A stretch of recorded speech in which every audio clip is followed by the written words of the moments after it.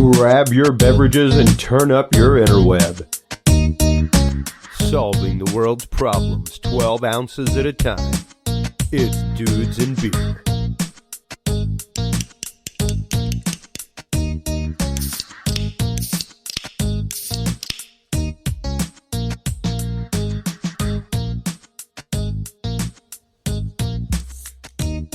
Well, hello everybody. Welcome to episode 325 of the Dudes and Beer podcast. Chris Jordan, your host here. My lord, what an evening we are going to have tonight with our good friend Mike Turber from 5x5 News. Bombshell stuff coming out on the 25th. Well, we think bombshell. That's what they keep saying. Is the 24th, 25th, we're going to see this amazing report from the Pentagon. Are we actually going to see a report from the Pentagon? Do you really think so? Do you really think that we're going to be seeing a report from the Pentagon saying that UFOs, or UAPs as they are now called and designated by programs, are they extraterrestrial?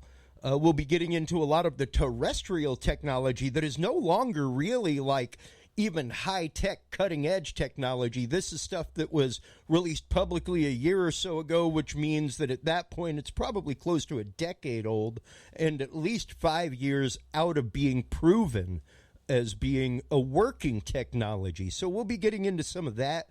Forbes articles talking about that kind of stuff, really mainstream articles. With Mike Turber, 5x5 News. We're going to be getting into so much of that tonight. Before we do, let's get on into our news of the week here. Join us over sometime on the Dudes and Beer Facebook group. There's all kinds of folks there, all kinds of conversations. Out of the Wall Street Journal, the FBI secretly ran an anonymous messaging platform yielding hundreds of arrests and a global sting. In addition to that, there is a new cancer detecting device. James Dancer, one of our listeners, posted this on there.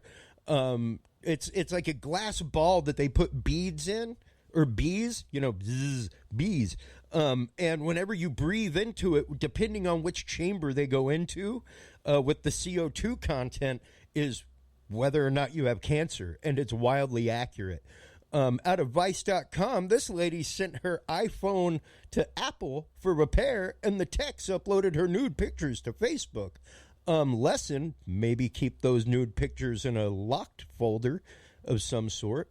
And, of course, Facebook is having an issue loading because one of the articles I was going to be talking about was out of the Guardian today. There was a huge outage, huge cloud outage on the internet today. No hacking or anything like that. Just one of those blips that happened a few months ago. So, yeah. We'll be talking with Mike Turber here in just a minute. Before we do, messages from our sponsors, of course.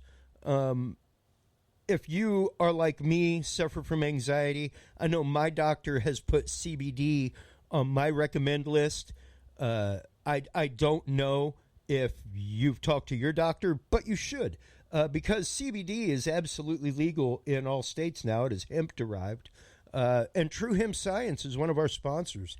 They are the makers of some of the best darn CBD stuff that I have ever had, and I can tell you right now, I have traveled all over the country to dispensaries, and time again, I have come back to the product over at True Hemp Science. Chris over there was just on the show a couple weeks ago, and man, we had a great time talking about the pure whole plant extract process, the concept of using the whole plant, root, stem, seeds, everything, not just the bud.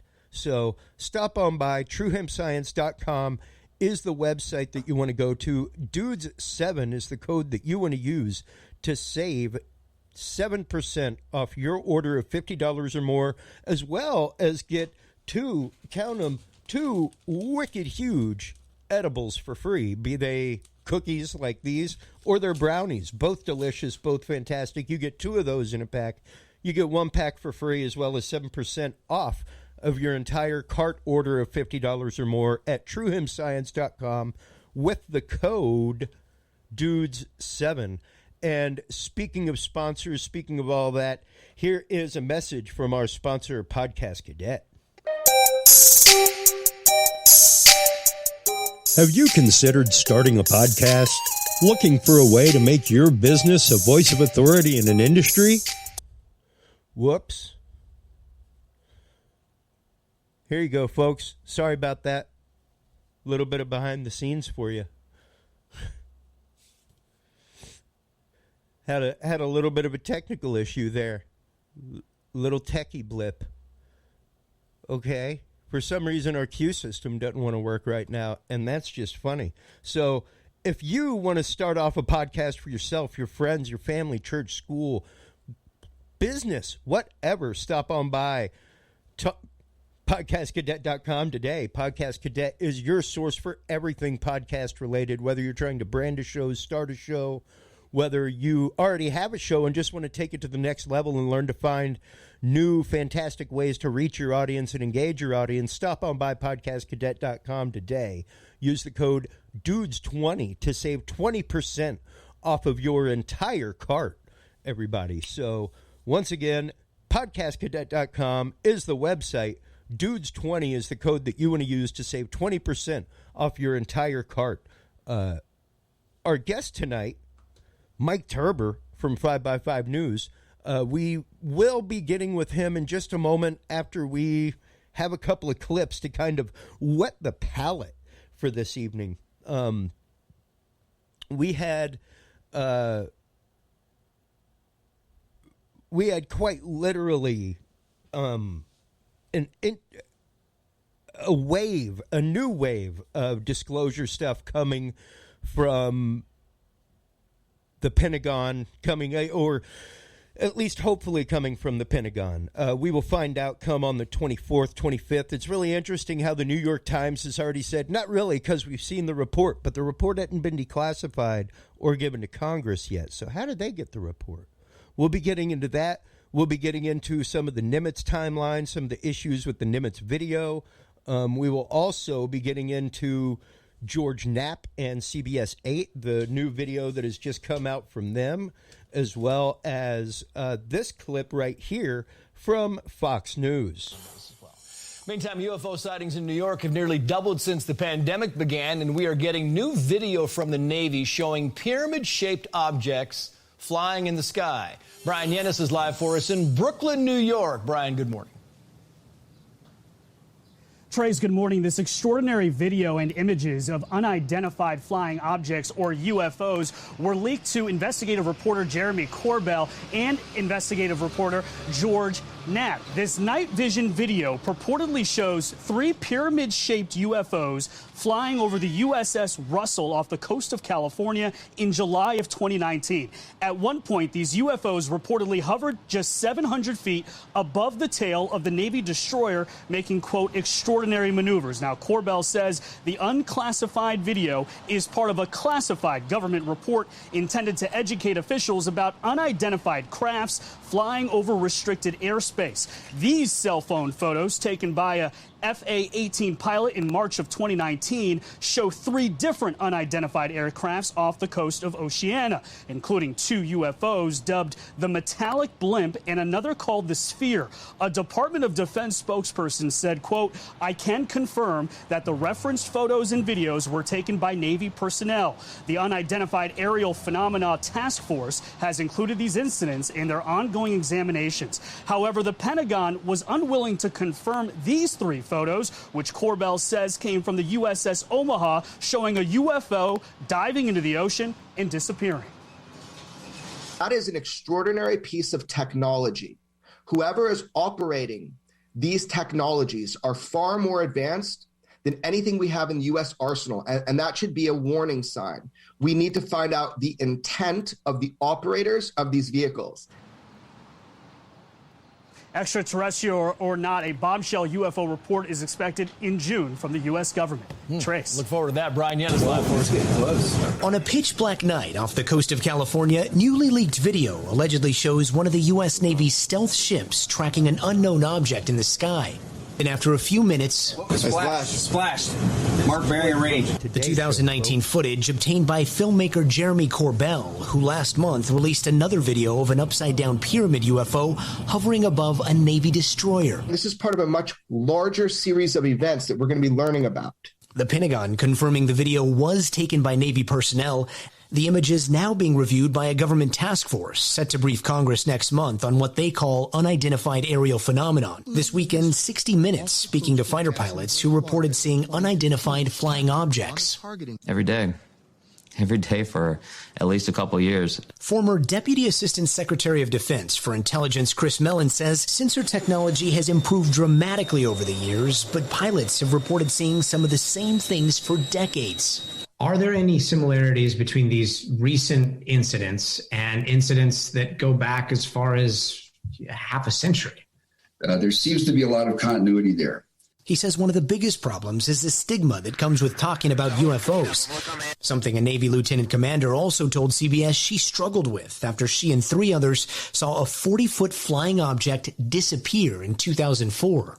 You know, I think that over beers we've sort of said, hey man, if I saw this solo, I don't know that I would have come back and said anything because it sounds so crazy when I say it. How would you describe this thing that we can't explain? What we're seeing are a number of distinct, different things. Sometimes we're seeing a 50-foot object that can travel at hypersonic speeds and seemingly go into orbit or come down from, altitudes above potentially 100,000 feet. Do you think that we will see a release from the government that shows something conclusively? There is more that could be shared, will be shared with Congress for certain. I don't see that coming to the public soon. And that is the problem. All we're really seeing are these little glimpses of leaked videos, while things like the original high-definition footage, the radar data, the sonar data, that hasn't been released because most of it's classified. And there could be some very worldly explanations. It could be Russian or Chinese drones, a top-secret U.S. project. But at this point, it's going to be up to Congress to get to the bottom of this whole mystery. Guys? Videos recorded by U.S. Navy personnel have added a new layer of evidence to the current national debate about UFOs. For the first time, radar images recorded inside a Navy ship have confirmed the presence of several unknown objects that swarmed around the ship for hours. I-Team reporter George Knapp here with a story that broke today on Mystery Wire. Thanks, Brian. Over the past 3 years or so, the public has been able to see several astounding images of what certainly qualify as UFOs during encounters with the U.S. Navy. There's no question that the Pentagon has sensor data to go along with the photos and videos, but none of that information has been leaked or otherwise released. That is, until today. For 2 long hours on the night of July 15, 2019, the crew of the USS Omaha detected on multiple sensor systems unknown objects that surrounded the ship as it moved through ocean waters west of San Diego. One of the objects, a self-illuminated sphere at least 6 feet in diameter, flew alongside the Omaha for an extended period and was observed through a thermal sensor in the ship's combat center. Filmmaker Jeremy Corbell released the Navy video weeks ago and says similar events were reported by 8 other Navy ships in the same area over 3 days. Mark bearing range. There was numerous warships that are having similar appears to be coordinated interaction, and this whole series was within this kind of, I'd say, circumference of 100 miles, and there was up to 50 to 100 contacts. In the last 3 years, the Pentagon has reluctantly confirmed the legitimacy of UFO images captured by Navy ships and air crews, including these photos taken off the coast of Virginia and the better-known videos, the so-called Tic Tac incident and the gimbal. But other than the images themselves, there's been no release of sensor data to buttress these cases. There is now. What would be if you could write a general lat long where we're at? And then the number of contacts you got, the course of the speed meters off. Over a period of hours, crew members on the USS Omaha, which is located in the center of this radar screen, monitored the approach of the unknown objects, as many as 14 at one point, all around the ship. 2 different radar systems watched the objects and estimated their speed. Track 781 just sped up to 46 knots, 50 knots, closing in.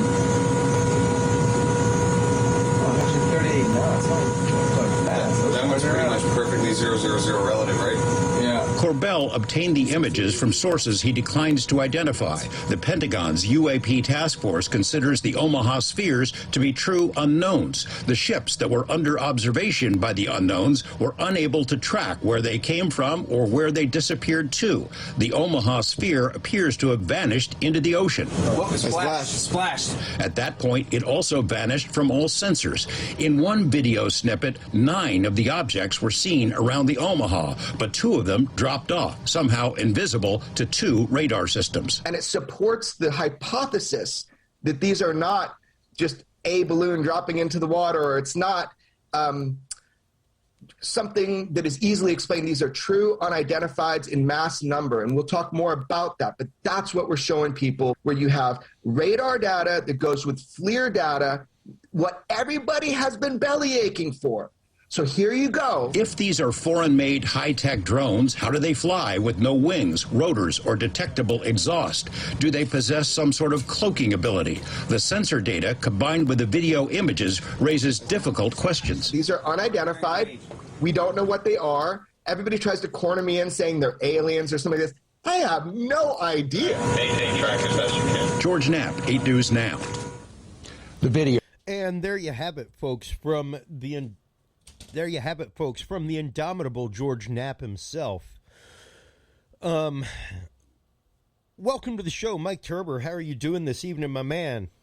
I could be better. Today was an awkward day, but I'm doing okay right now. So I don't know a day in your life that isn't awkward, bro. Yeah, that's very true. Very true. I've lived a very odd life. I wouldn't trade it hardly any of it, but yeah, it's pretty bizarre. You're gonna have a life that will be made into a film like Confessions of a Dangerous Mind or something like that. And people will be like, "No way, dude! No way! He was the host of the Gong Show and a super spy, out assassinating people while he was, like a Julia Child kind of thing. I'll pop up after the fact and let everybody know." And I will testify to this. And Steve Bishop, my former co-host, can back me up because he's been in the studio. And I'm just here to tell you that it's real, folks. Like, I've seen the pictures, I've seen everything. So it's even going to get more bizarre. There's some stuff that'll be coming out. Hopefully within the next month. I'll try to release some of it to you beforehand, that will change the way we do investigations on mass shootings. That'll be one, forever. It's going to be that much of an effect on the whole system there, especially when it comes to the FBI. Well, and that's just it. I mean, number one, the only reason that things have gotten to the point of, quote, and I'm using my air quotes here for all of you listeners out there who are listening and not privy to the Facebook feeds, but all of the, quote, disclosure going on right now, as we have said, following this story since the release of the Nimitz videos, that watch it, calling all of this extraterrestrial. That is highly jumping the gun. That is hard jumping the gun. And the more people, what's interesting that I have seen happening media-wise is actually the use of the term UFO denier. Almost in the same way that they use the term, like, interchangeably with conspiracy theorist, almost. Right. And it's one of those, like, watch that, because that's a rhetoric thing. And now it's the fact of, are you trying to set up for something? That's a big question there, and there are answers to that. Unfortunately, depending on where you sit on the spectrum of the intelligence gathering community, it really, there are people that are in the intelligence community that are working in fields that would boggle the mind, but it would also make it makes them think one way, and a person working in the exact same agency, because of the compartmentalization of all these different projects and these SAPs and all these different programs that are going on, these black projects, they won't even know what someone's doing that's right across the hall from them. It's that segmented, that compartmentalized. But there's a certain point where some of these technologies start being seen, and they like the advantage of the phased array radar. Back in the Nimitz, I was even hoodwinked because I thought one thing, and it turns out to be something else. When I received that phone call in February, March, April, whatever it was in 2005, the phone call I received was from a friend who's an AV specialist in the Air Force, and he was freaking out because he was listening to something and he was having to make this PowerPoint presentation and all these different things. And he broke a major rule. But he said, "You've got to hear this. I need to have your opinion because you're the only person I trust in the world outside of these doors." And so I listened to them, and he says, after about 4 or 5 minutes, he says, "What do you think that is?" I said, "Sounds like somebody's chasing a UFO." So at that point in time, my mind is going a certain direction. And for years and years and years, I didn't really think that much of it, it's because you hear these things before, but when you take the totality of all of the information and the data that comes together and you piece it all together, I actually came up with the wrong conclusion. and I feel bad about that myself. I sit back and I go, wow, I mean, I was even wrong myself. And then you start piecing together the rest of the information that you get privy to, or someone comes up to you and says, "Hey, this is this," and what have you. Then it makes a lot more sense. Then all this really comes together and it makes a lot more sense. And that's kind of where we're at the moment. The report that came out that the New York Times has been leaking portions of, what I can say is when it does come out, the non-classified version, which is still going to have some things that will be redacted and things like it's 120 different cases that's in the report, and of those, a very large percentage are from the Navy. And of those, you'll see some of the ones that you're familiar with because some of these leaked videos and these leaked images that have come out recently from the likes of Corbell and from George Knapp, that's actually where some of that comes from. It comes from the report. Those images and videos are in this report. That's what I was alluding to a second ago, and I'm sorry, folks, that I have to keep toggling back and forth on screen between the Google search for this report and the New York Times article about their own stuff. But the New York Times is like pay to play all the time. There is no free view of a New York Times article, and I am not logged in on my present system here. But the New York, straight up 5 days ago, they wrote the headline like, "Government finds no evidence of that UFOs were aliens, but can't rule it out either. A new report concedes." The new report concedes. How the hell do you have access to a report that Congress hadn't even seen yet? Well, I can tell you how that happens. There's a few people that are in key positions. Yeah. I'm there's not one say thing that I haven't gotten documents ahead of time from certain people that I know as well. I wonder who that could have been. Let's just say. I didn't get any this time, though. Just to be honest with you, folks, if I had them, we'd be popping them up in the knowledge vault. And here's the thing about there's two individuals that were talking with the New York Times. Those individuals were privy to the report. There's another individual that hopefully I'll be meeting with next week if their office can figure it out. His name rhymes with Ubio. So the way this information comes out is very key to how it's presented.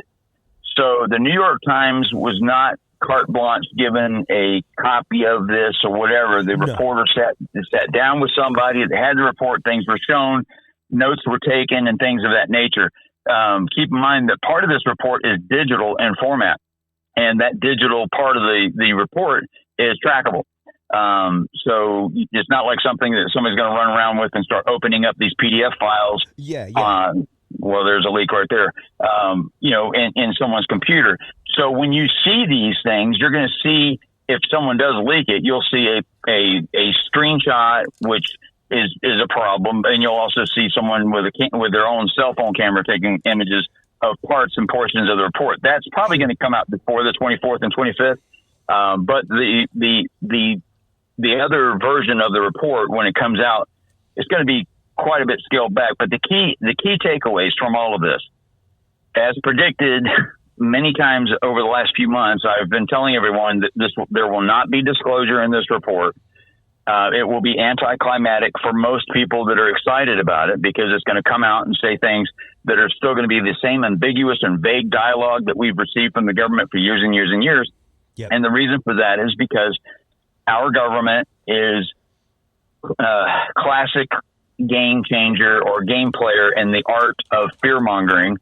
And then you have to take this with a grain of salt, because look at the people that, and nothing against the people I'm about to mention, but the individuals that this information was leaked to, you have to wonder, why in the world would our government leak very important information? That could be some of the most important information, if it turned out to be aliens, that has ever been reported on, and they would give it to Jeremy Corbell.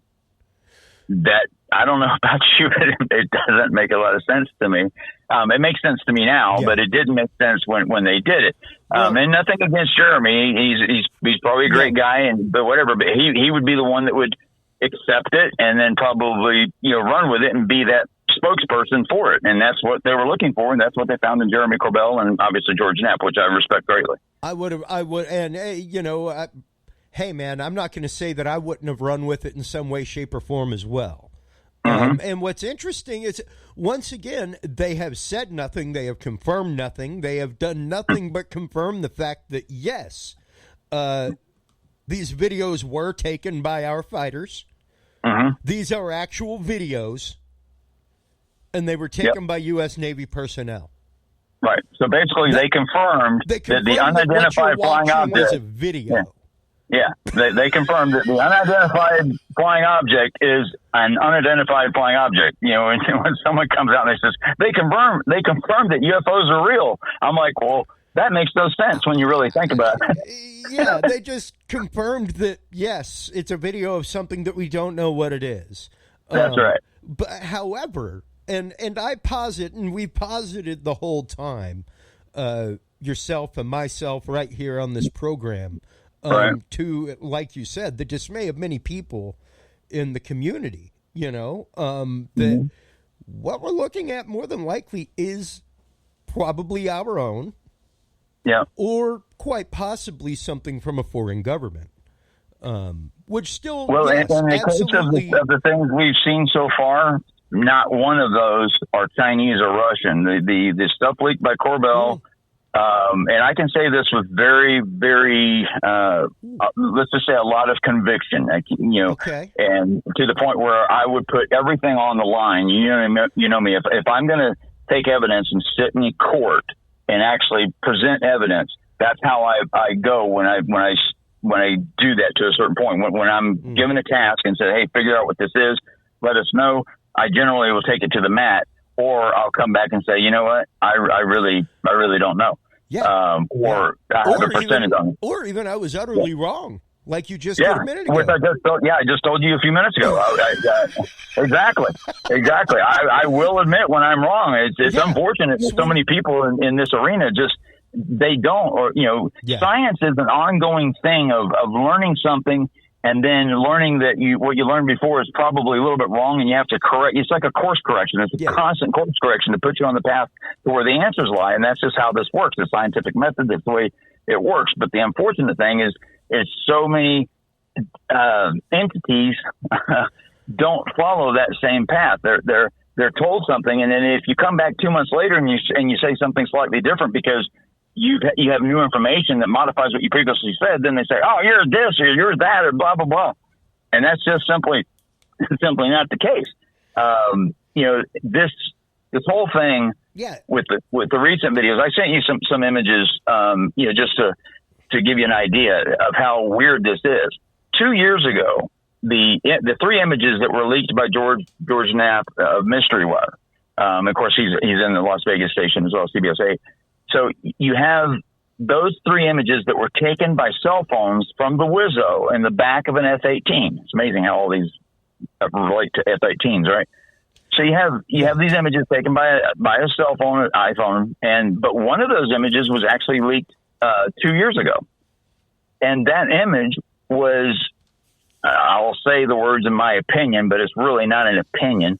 That particular image, which is classically now known as the Batman balloon, is in fact a Batman balloon.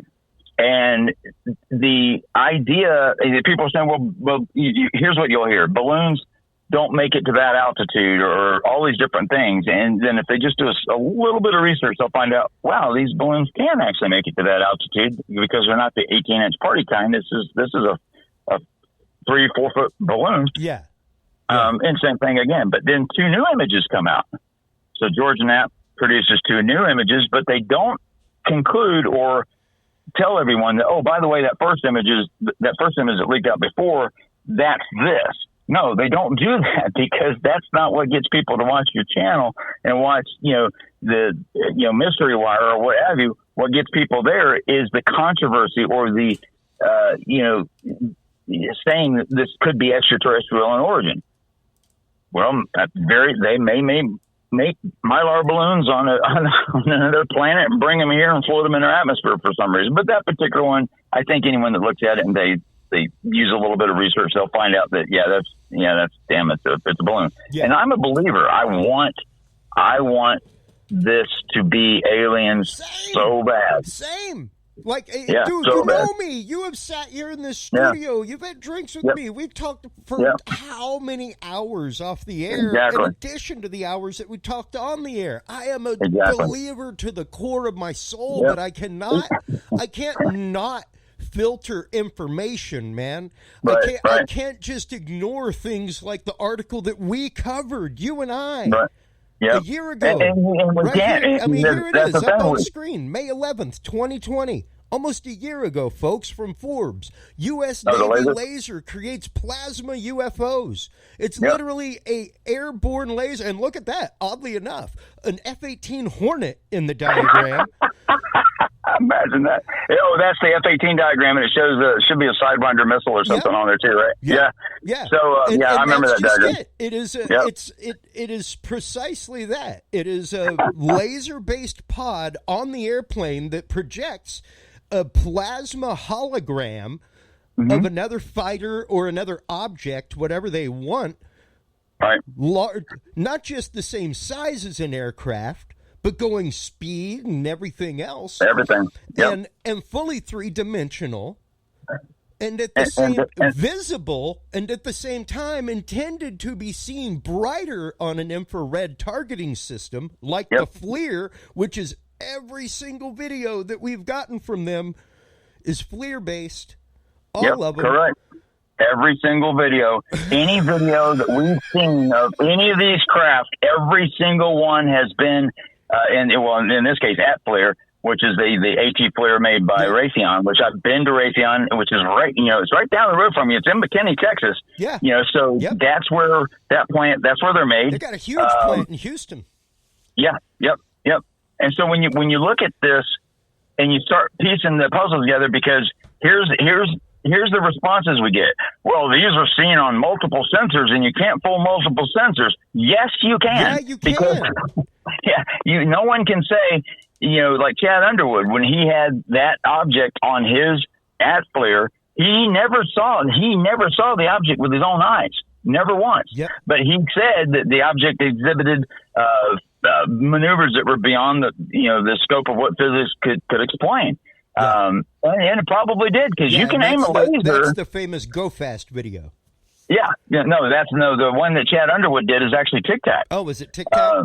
That's the 2004 video. So that takes this technology even back pretty far. Yeah. But it is of my opinion that the object that Chad Underwood videoed, which is the famous Tic Tac, which is, a lot of people, they think David Fravor, that's his video, which is not. Is the same object that Fravor saw, and it kind of is not. If you look at the image early on, you'll actually see it's almost identical to an F-18. If you look at the very first 4 or 5 seconds of the video and look at it closely, and I've got the video on my channel, you can see that object may actually be an F-18 at distance. It may even be Chad Underwood's wingman, which is unaccounted for in any report. If you look at any report, he never says where his wingman is. But I'm not saying that they did this on purpose or that this is some sort of hoax or any of that. I'm not trying to say that at all. What I am saying is that the objects that we are being shown on each of these videos is either it could be the laser, the ionized gas, which is when you fire a laser into the air, you can ionize some gas there, and that becomes a plasma. And then on an IR at FLIR or any FLIR type system, it's going to, you can draw whatever pattern you want. We've all seen lasers draw, objects. Yeah. So obviously you can do a 3D object, 2D object, whatever you want to do. And you've got the Forbes articles that shows that. The other thing that I always found amazing is that when we go forward to the go fast and the gimbal video, now I firmly believe the gimbal video is literally an F-18 at a distance because you can see it. And I've done the same research that even Mick West has done. And I have to agree with him on quite a bit that is most likely glare. And it bothers me that, when you look at these things you want them to be something so bad, the confirmation, a lot of people say I have confirmation bias to the negative side. No, I would really, really, really like for these to be aliens. If anyone looks at the tattoo that's on my arm, you would go, oh yeah, he's a believer. So that's the thing. But I want to make certain that the object that I'm looking at, that I'm going to say is extraterrestrial, actually is. That's just it. Yeah, no one wants to tell somebody there's no Santa Claus. No one wants to tell somebody the aliens don't exist. I mean, it'd be silly to say they don't exist. I mean, they obviously do. The big question is, are they coming here twice a day, like according to Greg? Yeah, odds on favorite, yes. Yeah. Were they circling around a Navy carrier on a daily basis for over 2 years, like this guy said? Ryan Graves, yeah. When you think about I would refuse to believe that if there were that many, that they would even get a plane in the air. Yeah. And think, imagine that. Each time we hear about this, here's what I hear. When the pilot tells at that point, just for safety's sake, any planes coming in would be scuttled from the mainland. Yeah, well, yeah, exactly. From the deck itself, up around an aircraft going 10,000 miles an hour that you can't keep up with. Well, the other thing is too is these events weren't happening in the middle of the Indian Ocean or in some obscure place out in the middle of the Pacific. This is happening only 90 to 180 miles off the coast of California, and in Jacksonville, Florida. So you've got the Roosevelt incident happening off the coast of Jacksonville, and then you have the Tic Tac event or the FLIR one video that happened off of San Diego. My question, which is the same question I had from a long time ago, is if these objects, especially like with what Ryan Graves says, Ryan says that they've seen these objects every day for 2 years, and they don't know what they are. That's a problem. That's what I'm saying. That is an incalculable problem. That once again, how did any Navy flight deck get anything in or out? Exactly. Anything. And I just saw a UFO. Like right now. Wow. It was. I think it's the International Space Station just went over. It says somebody can look at the orbit for Lakeland, Florida, and I literally just saw a bright ass light at about the satellite speed movement come over and then just kind of disappeared. Wow. Okay. It only happens live on your show, right? With that, go figure. I guarantee you we'll be having some Langley listeners this week, folks. I bet you that there will be a spike from that area of the East Coast, as is typical whenever we have Mike Turber on. I wonder why. But like regularly. My Quantico buddies don't like me too much. And, one of the other articles that I like to quote all the time is from Business Insider, which just came out in 2015, my man. From Business Insider, Japanese researchers created holograms you can touch. Mm-hmm. Yep. And manipulate. You can manipulate those in midair. Yeah, exactly. Iron Man status, where you can move things around and all that kind of stuff. And even to the point where, and it's disruptive touch technology. So, like you said, you can move it. You can manipulate it around. You do not need a medium. Nope. In which to project it, which means like it's not like Tupac. Okay, and I know people. Oh, I'm sorry, Tupac. Is that right, or is it Tupac? I'm pretty sure it's Tupac. Tupac. But like, I know people that work in the world of high-end projection, laser projection, things like that. They put on those kind of events, you know, and all of that is like high-end, yes, laser projection, but done through scrims and things like that. Right. To make and that technology has been around for a while. But like you said, you do have to have particulate matter in the air for it to actually work on, like a fog machine. This does not, and I read directly from it. The holograms were made using femtosecond lasers, a laser that can excite physical matter to emit light in 3D form. The researchers explained in a paper. The lasers can produce high-frequency pulses from 1,000 to 200,000 pulses per second, depending on the type of laser. And that laser, one of those lasers actually uses the old tube type lasers. No. Not even. Oh, yeah, hold on. Like an old school CO2 laser tube? Pretty much, because that's where they have to get the power to do that. If you look at, there's a guy on YouTube. He's really funny as hell. Yeah. Pyro. Yep. Remember, you know him? Oh God. Okay, yeah. so, like you know as well as like we're both laser heads. We had fun with the laser last time you were here. I bought one because of that fun. There you go. And I mean, it's wild to know that this technology is out there. To know that in 2015, this article was written about it being an actual thing. That means that at a minimum, it was being worked at 5 years beforehand. Exactly. And DARPA even has a program that they ran through Navy Research Laboratory and also the Air Force Research Laboratory, which is the lead up into some of the things that we're talking about tonight. Whereas they would project whatever they want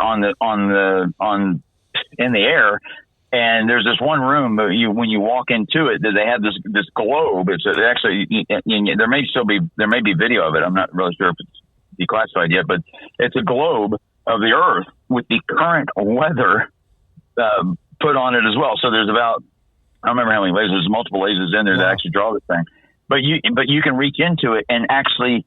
And I don't want to say the word feel the globe, but there is a sensation when you touch it. But they also have these gloves that you can put on that will magnify the effect so that you can actually manipulate the objects, make them smaller, bigger, whatever. But I don't think you even need the gloves now. But back then you needed to have those. It's like a mesh little whatever it is inside the glove that causes it to do it. I don't know. Haptic feedback. Yeah. Kind of like the gloves you have to wear, like if you're driving a motorcycle and you want to use your phone, you know, on your motorcycle, you have the special glove that has that. So I guess it's similar to that.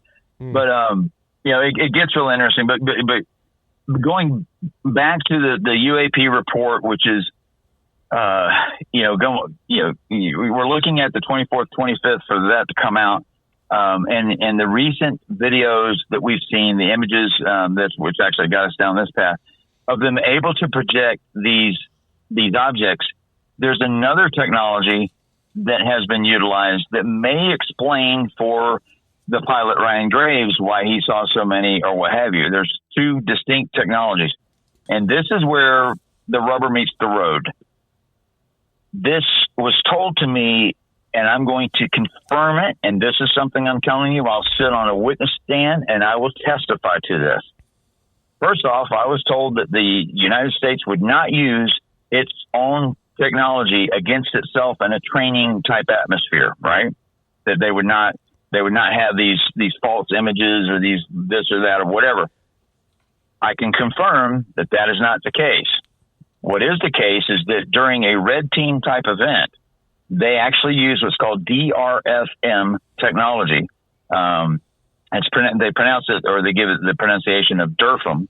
And in the case of the Roosevelt off the coast of Jacksonville, that technology was being tested, and it's made by Mercury Systems. Anyone listening to this can actually look up the words Mercury Systems and the word spoofing, and you will see that they had the contract back in 2014, 2015, 2016 to make these things. Now, I have talked to... I've got it up on screen right now from jimengineering.com. Digital frequency radio memory, or DFRM, is a repeater technique that confuses a radar by altering and retransmitting received radar energy. For example, by changing the delay in transmission of pulses, the jammer can alter the range the radar detects and create false targets. In addition to that, would also be like we can make that return signal happen at whatever speed we want, therefore making it look like it's going 10 times faster than any vehicle you're used to seeing. Yep. All that kind of stuff.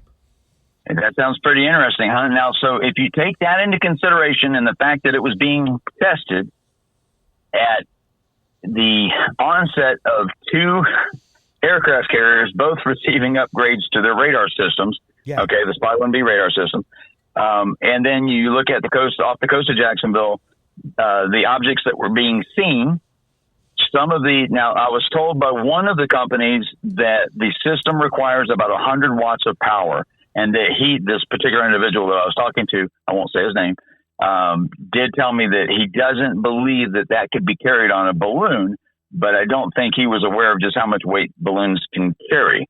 And keep in mind that these pilots, remember, they flew by an object that looked like a sphere with a cube inside.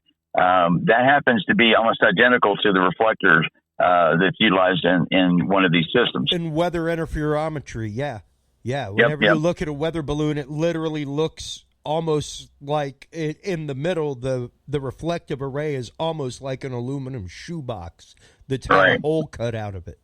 Yep, exactly. And if you want to pull this up as well, BLPBs, which is the boundary layer pressurized balloons. A lot of people, when they think of weather balloons, they think of these balloons that have these huge, tall, and they go, envelope, and they go up to 100,000 feet, and then they burst, and all these different things. Yeah. Well, the BLPBs, which is your low atmosphere balloons, these can actually fly at specific altitudes and take ongoing measurements from that altitude for hours and hours and hours, up to even a few days, if necessary. And you can see right here, I've got it up on screen right now, you can see the little canister that hangs underneath that looks literally like a little metal garbage disposal. Yep, exactly. So now if we take that balloon into consideration and we look at this recent video of this object that was drifting across the ocean and caught on FLIR again, at about 11:30 at night, and this object is just slowly going down towards the water and then disappears, into the water, and it's gone. And they tried to do a mission to go out to get wreckage from it or what have you. And if you look at that object, and if you remember the size that they said that object was about a little over 6 feet or so, and you look at what these balloons are, it's almost identical in size. The end of life of one of these balloons is almost exactly, and we've all seen, every one of us has seen like party balloons just floating in the neighborhood, and then once the helium gets to a certain point, they just kind of like, they stay at a certain level and just ride the wind, right? I've got a picture up right now of a Mylar version of one of these balloons. That pops up whenever you, and dude, seriously, the one being launched directly in front of the one being filled has a triangular pyramidal shape to it. There you go.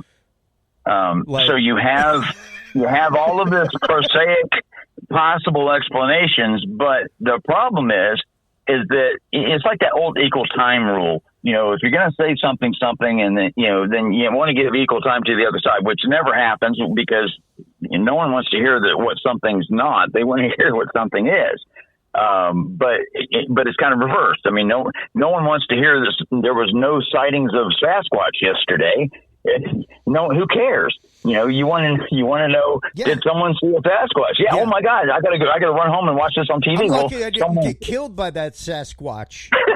Exactly.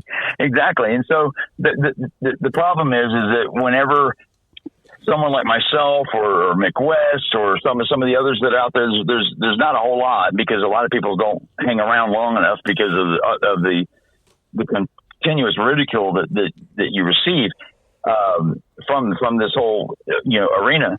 Oh, the community's rough, dude. Oh, it is. Oh, it is. The it disclosure is. community is harsh. And I'm glad they are. I just wish. I love every one of you guys on all fronts, but you're I wish they'd be as harsh on themselves.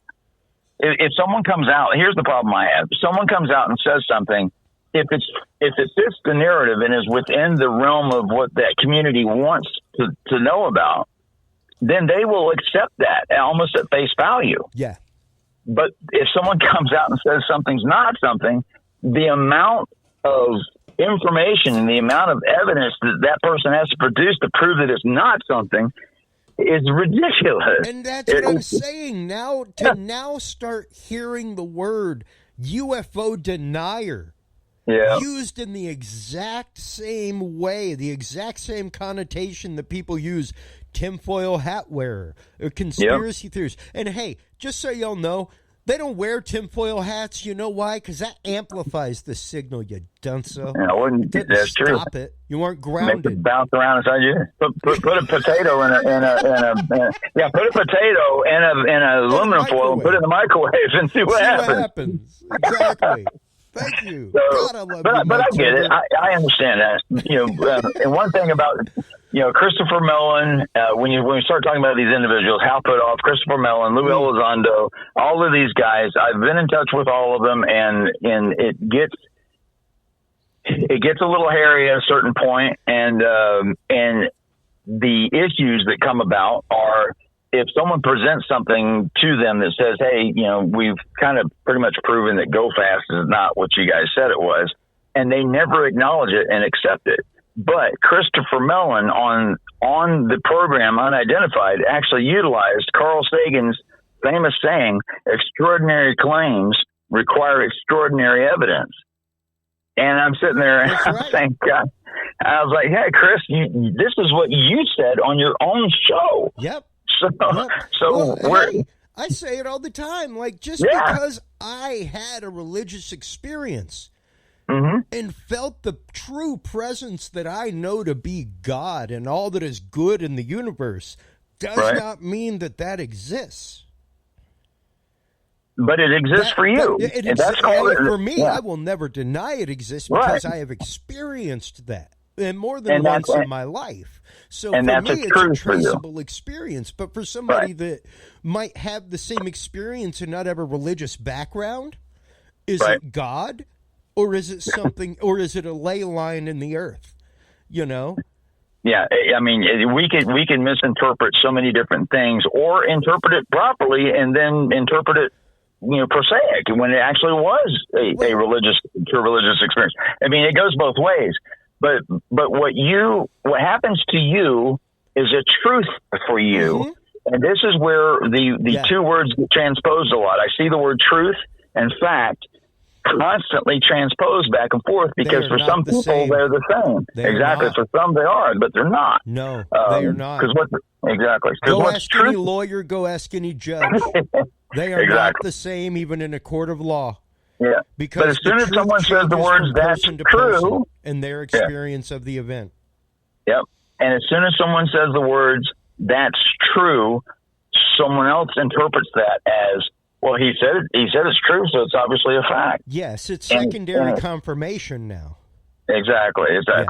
So all these different things, and that's where words get twisted around, or the meanings or the sub meaning of what it is. Like you and I will talk about certain subjects sometimes, and I know that I have a respect for you and the things you believe, and you have respect with me and the things I believe. So when we get on those areas where both of us have differing opinions of something, we both kind of dance around, saying something that might upset the other person. Yeah. And respectfully so. Exactly. So, I mean, it's one of those, like, we're both kind of showing the fact that we got a rapier, but we're both in on guard position as well. Right. Exactly.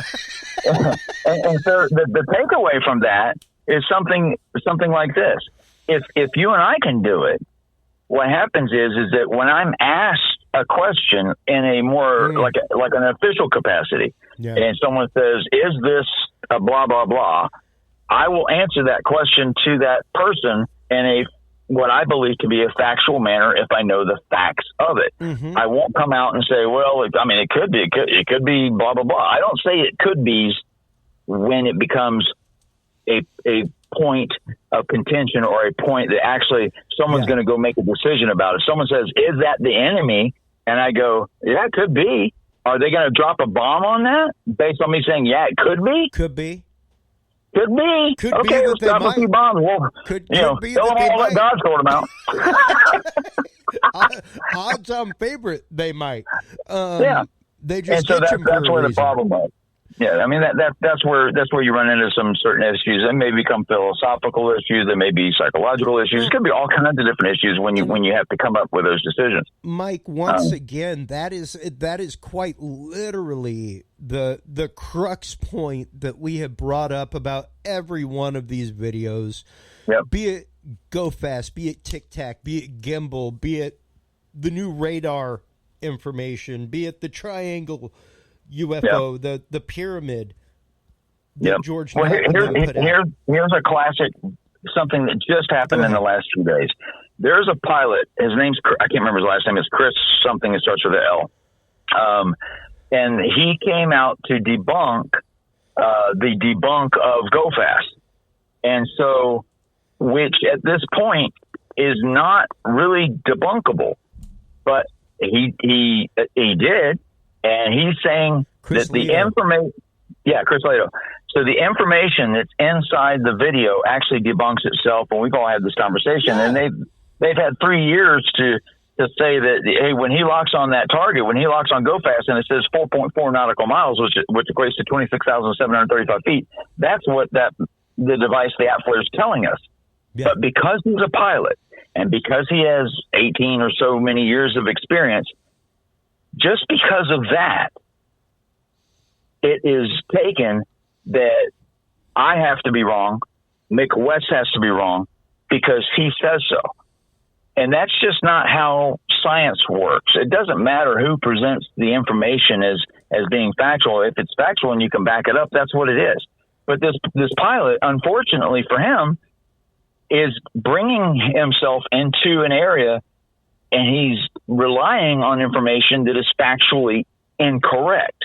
And that is a problem. And then people the problem is that people say, well, what do you know? You're not a fighter pilot. How would you know? Blah, blah, blah. Well, if someone's telling me that the information on the screen that says the range is 4.4 nautical miles 3 years later and tells me that that's not correct, then why is it on the screen?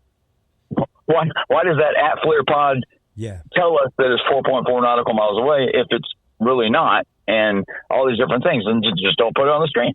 So the things he's bringing up are very questionable, and that, to me, I feel bad about that. I feel bad about that person, because you want to respect somebody, but at the same time, you also have to stand your ground and say, okay, if you're going to say it's that, then now the burden of proof is on him. He has to say why it says 4.4, and he doesn't have an answer for it.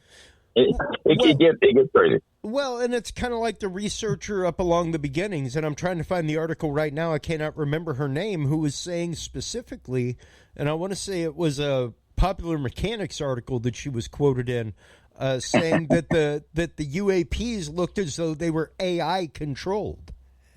They were almost playing a game of hide and go seek with the pilots. Yes, and I'm actually on the email list with that person, and I can't remember the name. It's not. I cannot remember her name, and believe me, folks, I'm over here Googling while Mike is talking. Yeah, as typical with my nimble fingers off screen. But yeah, I mean, every bit of our technology that is out there right now, like we have hypersonic drones. They exist. Like, heck, just this last year, it was put out in Air Force Magazine and I remember you and I doing an episode shortly after it was released, that the first AI drone beat a human pilot. Like, not just beat him, but pardon the expression, folks, pimp slapped him. Like, this was literally like best of the best, sir. as far as, stick jockeys go with G-forces behind you. And it just made mincemeat of him. The AI just utterly obliterated. It wasn't even a fair contest. It was like best of 5, and it was 3-0. Like, I don't even think the human pilot won a trading. Oh, no, I'm sorry. There it is right there. And a trading simulated dogfight 5-0. Yep. 5-0. 5 of 5. Like, obliterated the human pilot. So if you think that there was an AI, or think that there wasn't an AI that would be possible of piloting a laser beam as the source of something, I think you might be mistaken. I mean, especially if the laser beam can intercept a hypersonic missile. Well, and think about this. Now, if you're on Google, Google this. The Tic Tac event occurred on November 14th of 2004, correct? I'm sorry, what's that? The Tic Tac event occurred on November 14th of 2004. Yeah. On November 16th, 2 days later on 2004, put in November 16th, 2004 X-43. That's your hypersonic missile test in the exact same location that the Tic Tac was seen. 2 days after the Tic Tac. Yeah. So there's a lot of weird stuff going on in the area. Now, where was the Omaha at? Same exact body of water. So there's 2 ways to take that. One is the crowd that believes that we're being visited by either extraterrestrials or ultra-terrestrials are coming out in and out of the water. Or there's something going on in that area. Now, if you want to have a lot of fun, and you can spend a lot of time doing this, take Google Earth and scan San Clemente Island and St. Nicholas Island, and then keep in mind that Kevin Day, back when he said that the objects were tracking south, this is back on November 14th of 2004, he said the objects were tracking from San Clemente Island down at about 120 knots at X number of feet, which happens to be the exact same speed of the wind and the wind that direction that same day. So these objects are coming down from San Clemente Island, and they're dropping out of the sky, and they're doing all kinds of weird things and getting down to 50 feet, near the ocean in 0.78 seconds. All of these different things that are happening around that same area. And it's the same area they tested the, I think it was the X-43 or X-47. I'm pretty sure it was X-43, hypersonic missile. So you have all of these different things happening in the same area. So that kind of tells you that area is a test bed for quite a bit of technology. Yeah, absolutely, man. You're talking about like not just down the road from El Toro base, as well as White Sands Missile Range, all kinds of stuff. I was actually just holding up a model from when I was a kid that is quite literally the exact same thing as the X-34A. And I mean, this is like a Hot Wheel.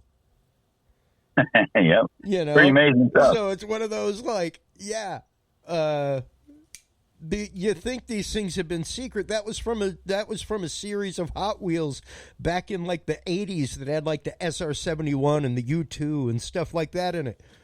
Yep, and they had 3 of those tests that were done, and that to this date is still the fastest object that man's ever flown, other than something going back and forth to space. But it did Mach 10.5. 10.5. That's pretty fast in the same area that the Tic Tac was. Now were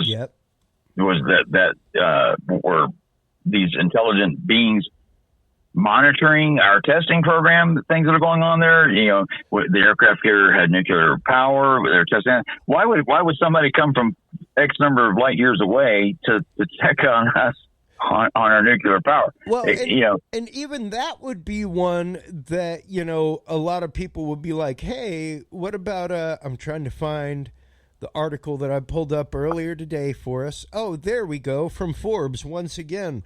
A breakthrough in American energy dominance. U.S. patents compact fusion reactor. There you go. Yeah, keep in mind, back in 2014, Lockheed Martin was working on that. I have that video. Lockheed Martin was building one. Yeah, 2019.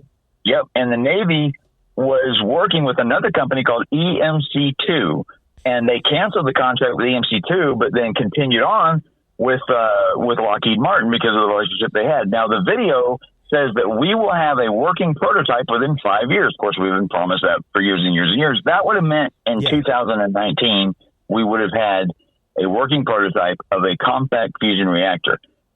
Combine that with all the patents that Salvatore Pais presented for the Navy, which would include transmedium craft, superconductive, this or that, anti-gravity, all of these different things. And you have to start wondering, what in the world is going on? You've got this Navy patent guy who's got 6 patents that any single one of those patents would be considered a game changer, would win him the Nobel Prize. Now, he's had these patents for a while, but when the patent office turned them down, they actually denied the patents. A call was given from a very high-ranking position person in the Navy, called the patent office and said, not only are these things something that can be real, we are working on an existing prototype. So that, and look that conversation up, because that's been kind of pushed to the side a little bit. And part of the reason for it being pushed to the side is because those patents, according to physicists, and you know, the couple of physicists that I talked to, it was just Keith Lenzer and Jack Safadi and some others, and even Eric Davis, if we want to throw him in the mix. But if you read those patents, they're written almost in gibberish. Now, is that on purpose to make another nation think that we've got this technology, but we are not going to give you enough information to be able to build it by looking at our patents? Or are they doing that for some major disinfo campaign they have a way of doing secret patents. They don't have to come out and present these patents in the public eye, but these were. But for him to make a call to the patent office and actually state, not only is this technology possible, but we are working on a functioning prototype. That makes me, sit back for a second and go, okay, I'm just like another nation going, well, do they have it or do they not have it? Yeah. Now we have all these videos come out, and I look at these videos. I've been doing this for 30 some odd years. So when I look at a video that tells me it's this or that, I start immediately breaking the video down to say, okay, first off, does it exhibit anything in the video? Because that's the only thing I can go by that is actually extraordinary. And in the case of all of the videos that we've seen, not one video has anything inside the video that does anything extraordinary. All of these extraordinary things are being told to us by people looking at radar, right? They're saying that, it went from blah, blah, blah to the cap point and so fast it had to be going 124,000 miles an hour, or whatever the number is. And now, tonight, we have gone over the DRFM, which is, they pronounce it DRFM, which can produce that. So you brought up the laser that can ionize the gas and create plasma that can produce an IR object that looks three-dimensional and real, according to if you're looking at it with that FLIR. So we have ways of faking all this stuff. And that's important to realize that's not even new. Purposefully, definitely. And we did this during the Cuban Missile Crisis. How long ago was that? People are going, what? What do you mean? Yeah. During the Cuban Missile Crisis, we wanted to know which radars, what type of radar they had in Cuba. So they had these submarines launch a whole bunch of balloons right towards Savannah so that they would think they were under some major attack, and they would switch on their radars to see what the hell's out there. Yeah. And guess what? It worked perfectly. That little operation that's hardly known, but that shows you that they were launching balloons from submarines back during the Cuban Missile Crisis. Oh, yeah. Absolutely. So this technology has been around for a while, and it's amazing, when you think about it, that we have ways of producing images, electronic signatures. We have ways of making people believe all kinds of stuff. If we're making other countries believe things, then one thing you're going to do to make certain that the technology actually functions properly is to utilize it on the most advanced weapon systems in the world. Well, and before you put it to use somewhere else and maybe cost lives, you're definitely going to test it thoroughly on your own known quantitatives. Exactly. And then deny it. Yeah. because it actually does, and Kevin Day told me this, he said it actually goes against a couple of the protocols for safety, and that was his major concern. And the thing is that I'm not saying, a lot of people say when I say this stuff that I'm telling you that the Navy personnel are lying or they're in on a hoax. No, that's not it at all. No. I'm confirming that they are seeing this stuff, but I'm trying to find out how they're seeing it, what is causing this. If it's not if I go in with a bias of saying, okay, it's not an alien, what is it? And then I start finding Mercury systems and the DRFM technology and these boundary layer pressurized balloons that can float at a specific altitude for long periods of time, and their end of life happens to be a slow drift down to an ocean surface or even on land. You can find these balloons all the time. Each location, 900 locations, launches 2 balloons per day. So no wonder Ryan Graves has been seeing these balloons all over the place for 2 years, or a couple times a day for 2 years. That makes sense. And they happen to be, in an area where they launch these things all the time, just like the images from Mystery Wire. I mean, it just saddens me that as and you and I have talked about this, we both want this so bad to be something incredible. And at the end of the day, when you sit back and you go, damn it, that wasn't it. Damn it, that wasn't it. And you hate to be the person that has to come out and say that. Well, we thought it was this, but in actuality it was that. Just like, go back in time to Roswell, when that object crashed and they came out, a couple of days later, so, they admitted. Why would they admit that it was a highly secretive program called Project Mogul? Project Mogul, and it's a balloon that, again, here we are with balloons. It's just crazy how many times the balloons comes up. This object was a sensor platform to determine if, Russians have launched missiles and stuff like that. Do I believe that? I'm kind of iffy on that one. I don't know, but it's possible. But they first said it was a flying saucer. Why would they do that in the first place? Yeah, precisely. And, just to have your back on that Skunkworks video, here it is, folks.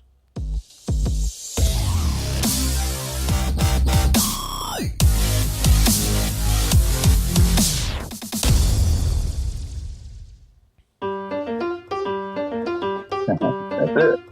This is the one, baby.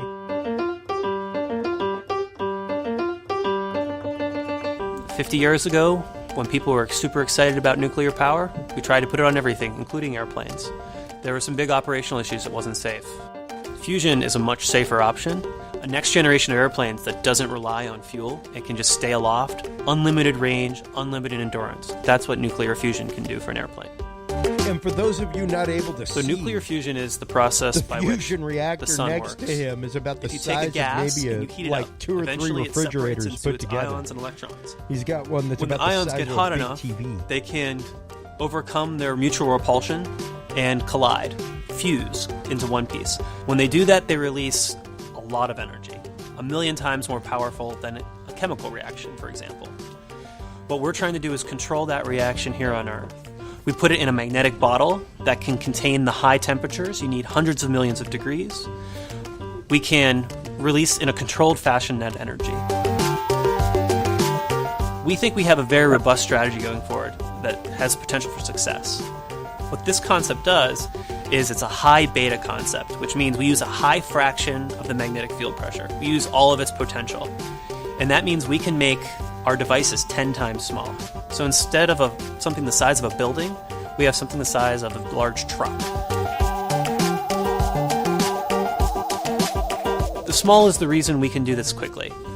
If something's small, you can build up momentum, you can develop it fast. It doesn't take 5 years to design it, it takes 3 months. We can design it, build it, test it in under a year. We can do several of these cycles, and we think we can get to a prototype in 5 years. Every time you do plasma physics, you learn something new. And that's why this is a high-risk, high-payoff endeavor. That's what we're doing here, is testing that concept out to see if it really holds the promise that it appears to. And as a defense company, our increasing mission is to enhance global security. Here it is. And this is how we do that in the energy realm. The world already does 40 gigawatts of gas turbines a year.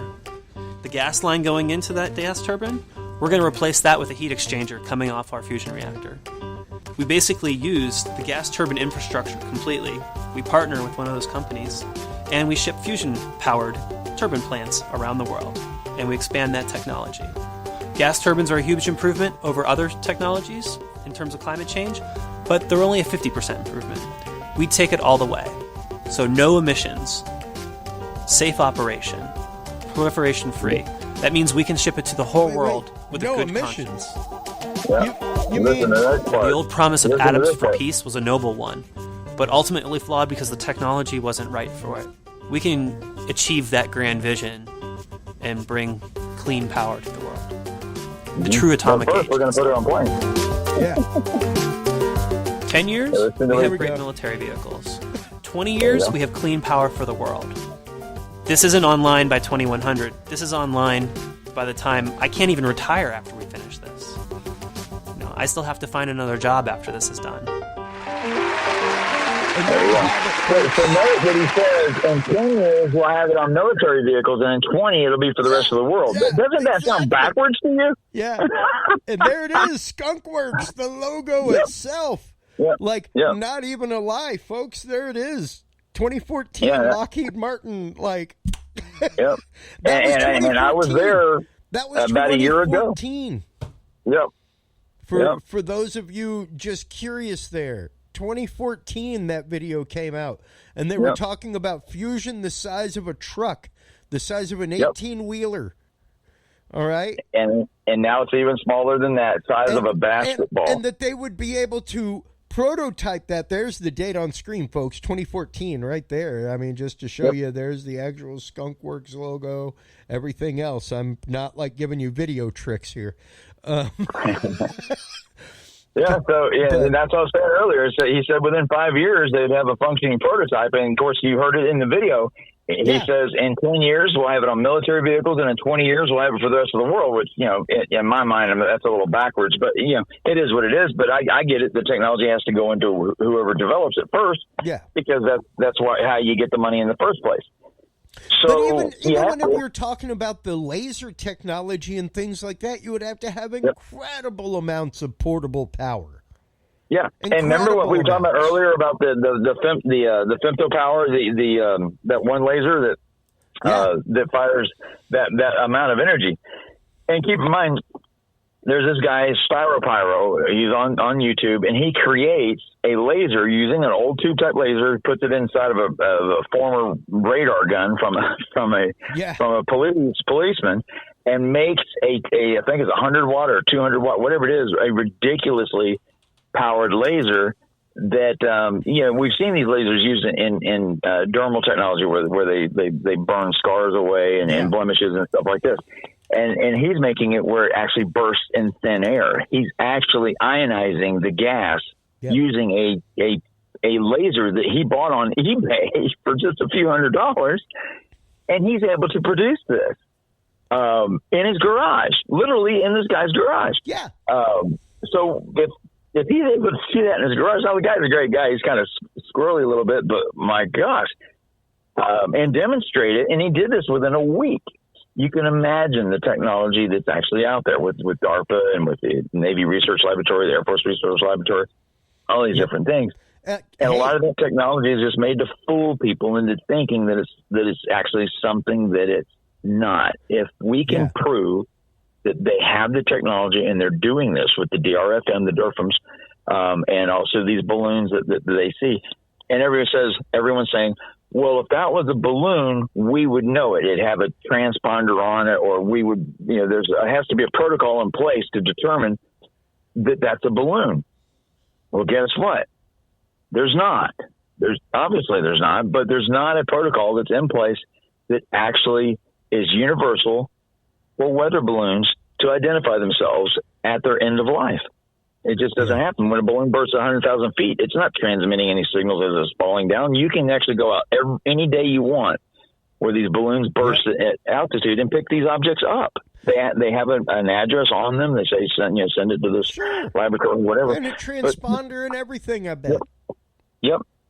And then you have these BLPBs that most people have never seen a balloon travel like this, where it's maintaining a certain altitude, and that's because it's measuring the weather at that altitude over a certain period of time to give us better weather maps and things like that, and also for air traffic, for FAA rules, weather maps and things like that. And that happens every day. But because it's not commonly known, a lot of people are not aware of it. So when you give that as a possible explanation, what happens? Oh, there's Turber out here. It's another freaking balloon. I guess, no matter what it is, he's going to say it's a balloon. Well, balloons are pretty popular. Well, and, I've got the article right now up from MIT.edu. Once again, one of the many sources that I follow in my RSS feeds. If you don't use Feedly, and folks, this is not an ad for Feedly, but I should probably try to get them as a sponsor as much as I use them. This is one of the many sources that I follow is MIT News. I also follow things like CIA.gov, FBI.gov, all kinds of stuff in the RSS feed apps. So if you don't have an RSS feed reader, go out and get one, folks. But this one is using artificial intelligence to generate 3D holograms in real time. This came out in March, so just a few months ago. But right here, quote, people previously thought that with existing consumer-grade hardware, it was impossible to do real-time 3D holography computations, said Liang Shi, the study's lead author and a PhD student at MIT's Department of Electrical Engineering and Computer Science. It's, quote, it's often been said that commercially available holographic displays will be around in 10 years, yet this statement has been around for decades. She believes the new approach, which his team calls, quote, tensor holography, will finally bring that elusive 10-year goal within reach. And the advance could fuel a spillover of holography into fields like VR and 3D printing. And that's just talking about, creating real-time 3D holography for, 3D printing uses, that kind of stuff, live on the site. Where you can take a picture of a part and have a hologram of it pop up on a tablet and then print that out, that kind of thing. But that's only steps away from what we're talking about with, from OSA publishing here, real-time interactive 3D display with a 360 horizontal viewing zone.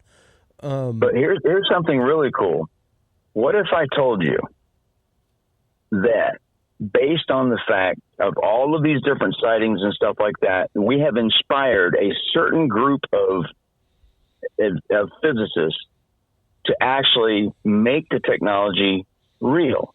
We all remember Star Trek. Yeah. We all remember some of the things that were in Star Trek. Even the idea of warp speed was a Star Trek idea, essentially. And of course, Miguel Alcubierre, he comes out with, because he was a Star Trek fan, he comes out with actual functioning equations that made that possible, and then advance it even more forward. If we have the right materials, the metamaterials, and we can apply a certain amount of, say, electricity to them and cause them to vibrate at a resonant frequency and all these different things, then we can actually create an object that does what Tic Tac does. Now, a person who's obviously leading, this fight for the Tic Tac tech is what we call it. Is what I call Tic Tac Jack. It's Jack Sarfati, and he's eccentric. He's got some ideas that a lot of people would think are out there, but when you actually break down the fundamental physics of what he's talking about, it's possible that we could have, even within, you and I are old guys, man. We can have this. Yeah. In when our it lifetime. comes to this, absolutely. Yep. If the applied math and the applied science is put forward to where metamaterials are studied, and the key to almost all of the major advances that we're going to see in the next 10 to 20 years is going to go into the area of metamaterials. My man, And I Yep. literally posted an article on the Dudes and Beer group today, hours before we went live, from the Oh, did you? Resonance Science Foundation. There you Acoustic go. tractor beam can grab There you objects go. from behind obstacles. And this is Exactly. literally using an ultrasound transmitter receiver and metamaterials. You posted that today, really? I did. Not That's even amazing. joking. Acoustic tractor beam that can bend sound around an obstacle to levitate an object on the other side has been created by researchers in the UK, dubbed, quote, Soundbender. The device, quote, combines an ultrasonic transducer array with an acoustic metamaterial. Yep. There you have it. Like, yeah, we have levitation via distance. We know that Yes. we can create a magnetic field via distance. That came out this last Yep. year. We know that we Spooky can science. create matter from light. Yep. That came out this last year. So, Yep. like, once again, even the femtopulse lasers from the Japanese study talking about having a realistic and there it is, holograms that you can touch because of the vibration of sound married with the laser. Yep. And the first thought that goes to a lot of people's minds is when they see this technology and they think it's so far off, but then the next year they see the technology, in consumer products, and then the following year it's so cheap that you see it in toys for kids. So the advancements are so fast, and as soon as we get into the world of metamaterial, folks, you're going to have to sit back and strap yourself in and grab yourself a beer and get ready for the ride of your life, because once we start getting into the realm of metamaterials, you are going to see the most amazing things happen that will blow your mind. I mean, keep in mind 10 years ago, if we would have been talking about this, it would have seemed like it's 100 years off. It's not. It's happening now. Yeah. Metamaterials are being researched and will be, once they get down to that nano and the femto, and, they get absolutely. way down in size. That's where the magic starts happening, is when you get down to those sizes and you're working in below nano size, amazing stuff. The last time we had you on, we were talking about carbon nanotubes and the technology. I am rolling through right now, like frantically rolling through the Dudes and Beer Facebook timeline. And this is literally half the reason, folks, just so you know, dirty little inside baseball secret.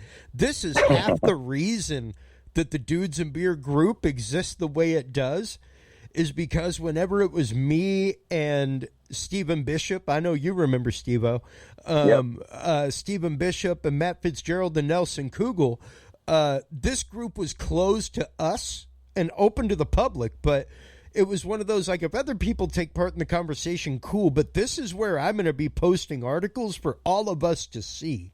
So that y'all know I'm not crazy whenever I talk about them. And here it is.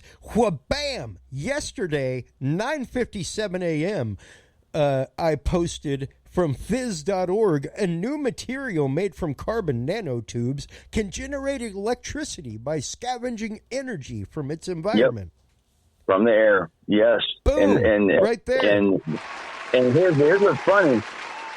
I love that. Here's what's funny is when you mention that, I haven't read that article, but that technology, DARPA has a thing called DARPA Hard, which is where they put out things. That was mentioned during a think tank, I believe it was 2007 or 2008, where, I was part of the think tank. I wasn't part of this table, but this particular table came up with a resonant transducer that would be applied to carbon nanotubes that would be able to create a object that could levitate or manipulate matter at a distance, and various other things that it could do. And I'm sitting there listening to stuff because that stuff was way over my head. Dude, this is the stuff that I used to get to sit in the back room of presentations and listen to. Literally. Yeah, I mean, I've got it up right now from IEEE Explore, vibration energy harvesting by carbon nanotube network / polydimethyl siloxane. Damn, I almost had it. Composite. Man, that was more than 2 breaths full of syllables, man, and I almost got it all out. That was a valiant effort, sir. That was a valiant effort. 2010, dude. 2010. That may be about the time. That was 2000. Yep. We're talking about using carbon and just the vibration harvested from carbon nanotubes to create energy in and of itself. Yeah. So when you sit in on these meetings and you've done it, I've obviously done it, and the information comes out. Some of it is so. It's almost like you're talking about alien technology. It's like, wait a second, you can do what with what? You can pull energy out of the air through carbon nanotubes using a resonant frequency that the air would just naturally produce or whatever. You could just have strands of like literally you could set up a gill net kind of the same way that a baleen whale is and set up a sail of carbon nanotubes like that, and just from the air flowing through it is a sail. That would be like electric curl. Electric curls right in the air. We just patented that right now. That just came to life on our airwaves, man. We can make that happen between you and I. I don't know if you got a carbon nanotube supplier, but I'm damn well looking one up. I'm building a carbon nanotube elevator. I can find you some on Amazon. You can make carbon nanotubes at home. Dude, don't tell me that, man. I got a kid asleep on the other side of this wall. You know, you've seen my Tesla coils and stuff that I've been banned from playing with because it's like you got a kid on the other side. You can't be playing with like 10,000 volts of electricity next to. We're going to read about you know, like that guy that went around and got all those fire alarms. And was pulling out the radioactive material out of it to create a reactor in his garage, and he did it. That became a federal cleanup site, and they have pictures of the guy. He's got bumps all over his face. No, I mean when my kid becomes, you know, like what is it, Mr. Millennial from The Watchmen? Yep.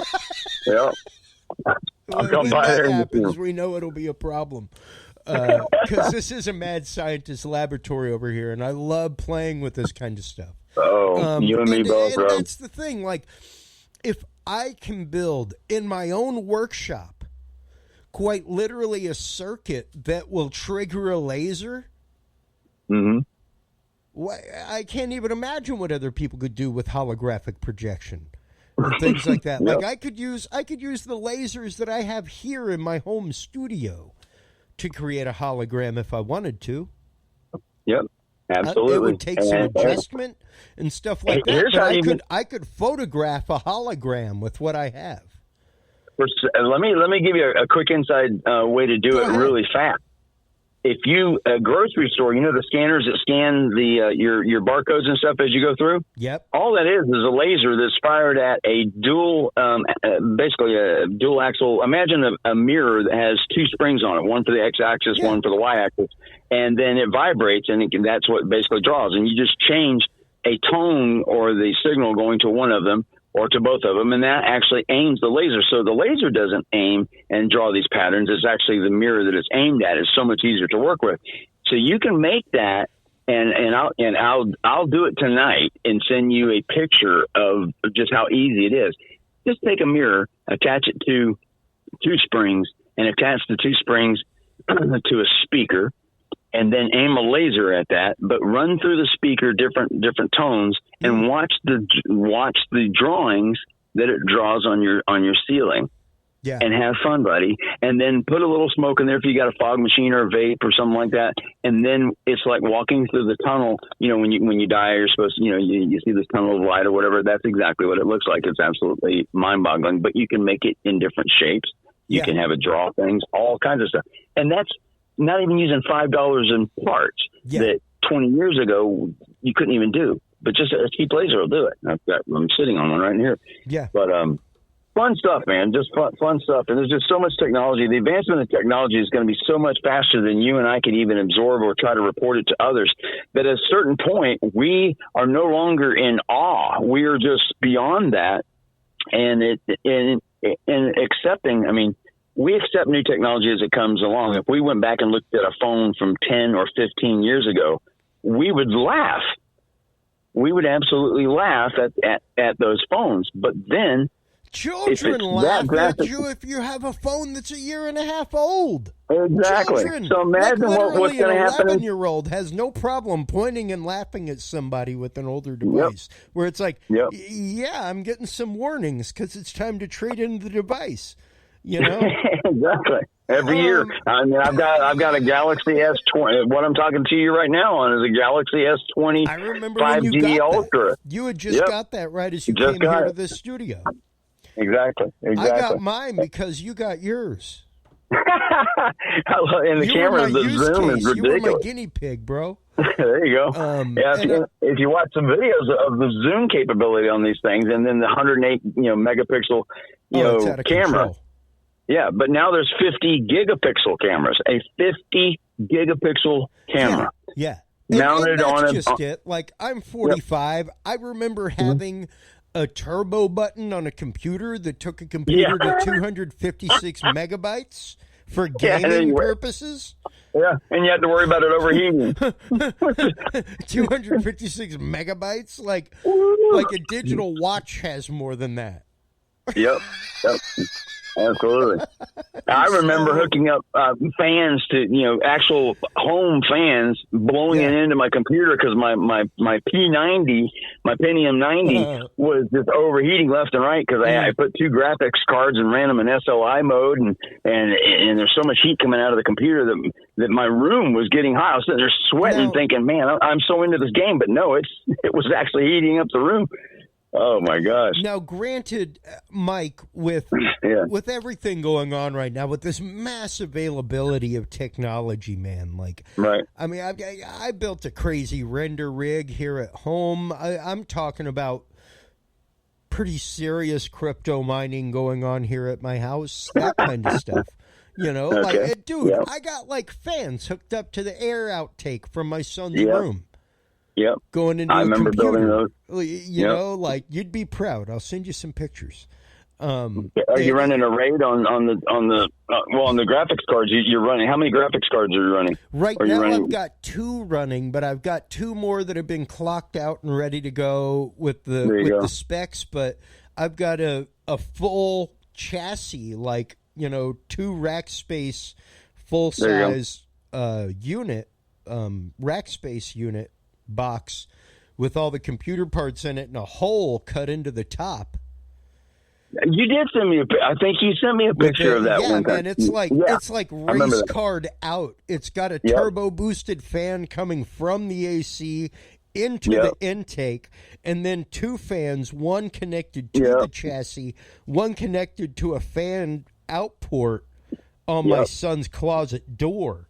I remember I was having a conversation about the condensation on that, and then you told me that you had the hot air, the condensation problem handled. Because I screwed up big time. I did not think about that. I got double the outtake going to intake, and man, even with CPUs that have no fans, I'm sitting at 70 degrees. It's crazy. Granted, 70 degrees C, but that's a decent zone to be sitting at for something with no internal fans on the card. But that's just the kind of stuff that you can do at home now. Yeah, absolutely. You have basically what a Cray, one of the first Cray supercomputers. Yeah. The number of calculations that it could do.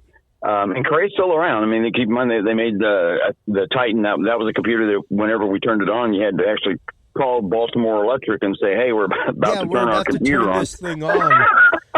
Make sure Jersey knows. Exactly. We may dim part of the coast above us. Yep. I just can't wait till the quantum computing once it there's certain ways it's already exceeded regular computing, but there's other ways that it hasn't. But, when you see a D wave go and do a calculation that was expected to take 10,000 years and do it in 200 hours, then you start wondering about how safe is crypto. So someone somewhere is going to get a hold of a demilitarized, de-governmentized D wave and have it mine. And just, could you imagine that out there just mining away and just, wow, I would want to be in competition with that thing. Well, I don't think a lot of people understand the concept, but mining for Bitcoins and, all that is just, it's mind-boggling that it can be done. Well, and all of a few years ago, I remember the head of Lockheed Martin being on my stage at NVIDIA-Con in D.C. We did a huge episode. And God bless to good people like Eric Vargas, a very good friend of mine, as well as Andy McDearman. Those are two techs that I live with on the road, as we call them on the road, are road wives, people that we just go out and have drinks and dinner with every night because, hey, you get off work at 10 p.m. What else are you going to do? There's nothing but a bar open. But there was a cigar bar open in D.C. when we were working in NVIDIA-Con for the last time ever. And I had the head of Lockheed Martin not Skunkworks, but the head of Lockheed Martin's computing division and the head of the U.S. Drone Racing League on my stage talking about how they had both just been to F1 in Austin and were live time recording with sensors terabytes of information per second. And how quite literally Moore's Law was getting ready to collapse within the next year or so. And sure enough, here I've got it from MIT Technology Review from 2015. Moore's Law is dead. Now what? We've gotten to a point that, and Moore's Law, folks, was that calculable growth of double every, what was it, 6 months? 18 months is every 18 months, the number of transistors that you could put on a wafer of silicon would double. So it was basically capacity and speed would double every 18 months. Now, granted, not what we saw on our end as consumers, but definitely what was being created. And when you're talking about, hold on just a second, let me Google this. Most transistor count. The current transistor count? Oh, my God. It's insane. There it is. 3.95 billion MOSFETs. There you go. 3.95 billion, and that's per square inch. Is that on a graphics or is that on a CPU? That is on fabricated using TSMC's 7-nanometer FinFET semiconductor manufacturing process. See, and the holy grail of that was to get below, I think 5 was, remember it was 10 before, now the grail is 5 and then down to 2. World's largest chip, 2.6 trillion transistors and 850,000 cores. So that would be a GPU. Wow. 850,000 cores. Folks, and we probably have laptops that have like 8 cores or 16, 12 bro, cores. I'm not gonna lie. If I could turn my camera around 180 degrees this way, you would see the rendering rig that I'm building for home and rental use and stuff that has 5 24 gig cards. There you go. And granted, they're older NVIDIA cards. They're Tesla series, but for rendering video and graphics, that's perfectly fine. But that's 5 of them. Yep, those 1200 cards. I had I can't remember was it GTX 1090 or 1080, whatever it was. I had 5 of those running together, and I was getting. Was it 320? Render the Milky Way galaxy. Yeah. Yep. With the amount of video power I have. Yep. And like using the program like Universe Sandbox, some of these streaming or Steam and stuff like this, Matt, what's his name? Matt Woodstock. I think that's the guy you're thinking of that was at, I think that's the guy at Lockheed. They were talking about using the GPUs from NVIDIA into Lockheed Martin's program for AI, their AI platform. Oh, absolutely. That's like I said, that is the stuff that I saw on my stage regularly. Was how, like, I saw people using NVIDIA cards out on the market, like 3 of them tied together, live mapping the surface of the sun. Yep. Yeah. Like here we are right now. We're tied in to our feed. Like this is what we're live mapping as we speak. And in the intelligence community, the other end of the spectrum, which is a little bit more boring when you think about it, is the amount of boring. Oh yeah, the amount of metadata that goes through our phone systems. And keep in mind, every text message, every telephone call, every single communication period is pulled into our intelligence gathering platform, regardless if it's legal or not. That they're doing it. I remember Rob Joyce. I probably shouldn't say his name. I'll say his name, whatever. I'll go Joyce. 3 seconds in the background in my Wayback Machine later. No, I won't. Well, but the elite hacking organization in the world is what used to be called TAO, and of course they changed that as TAO, which is Tailored Access Operations, and that was out of a certain facility. Yeah, and a lot of key information would be pushed into that department, the department just below that, where 600 people would sit in a room essentially and live monitor key conversations of people that were considered not terrorists, but they would be put on a watch list. Those 600 positions are no longer necessary. It's all done by one computer. One computer sits there and listens to the amount of 600 different people that were on that list and can decipher those conversations almost instantaneously to determine if this is a threat or not. That is how advanced we've become. Did I lose you?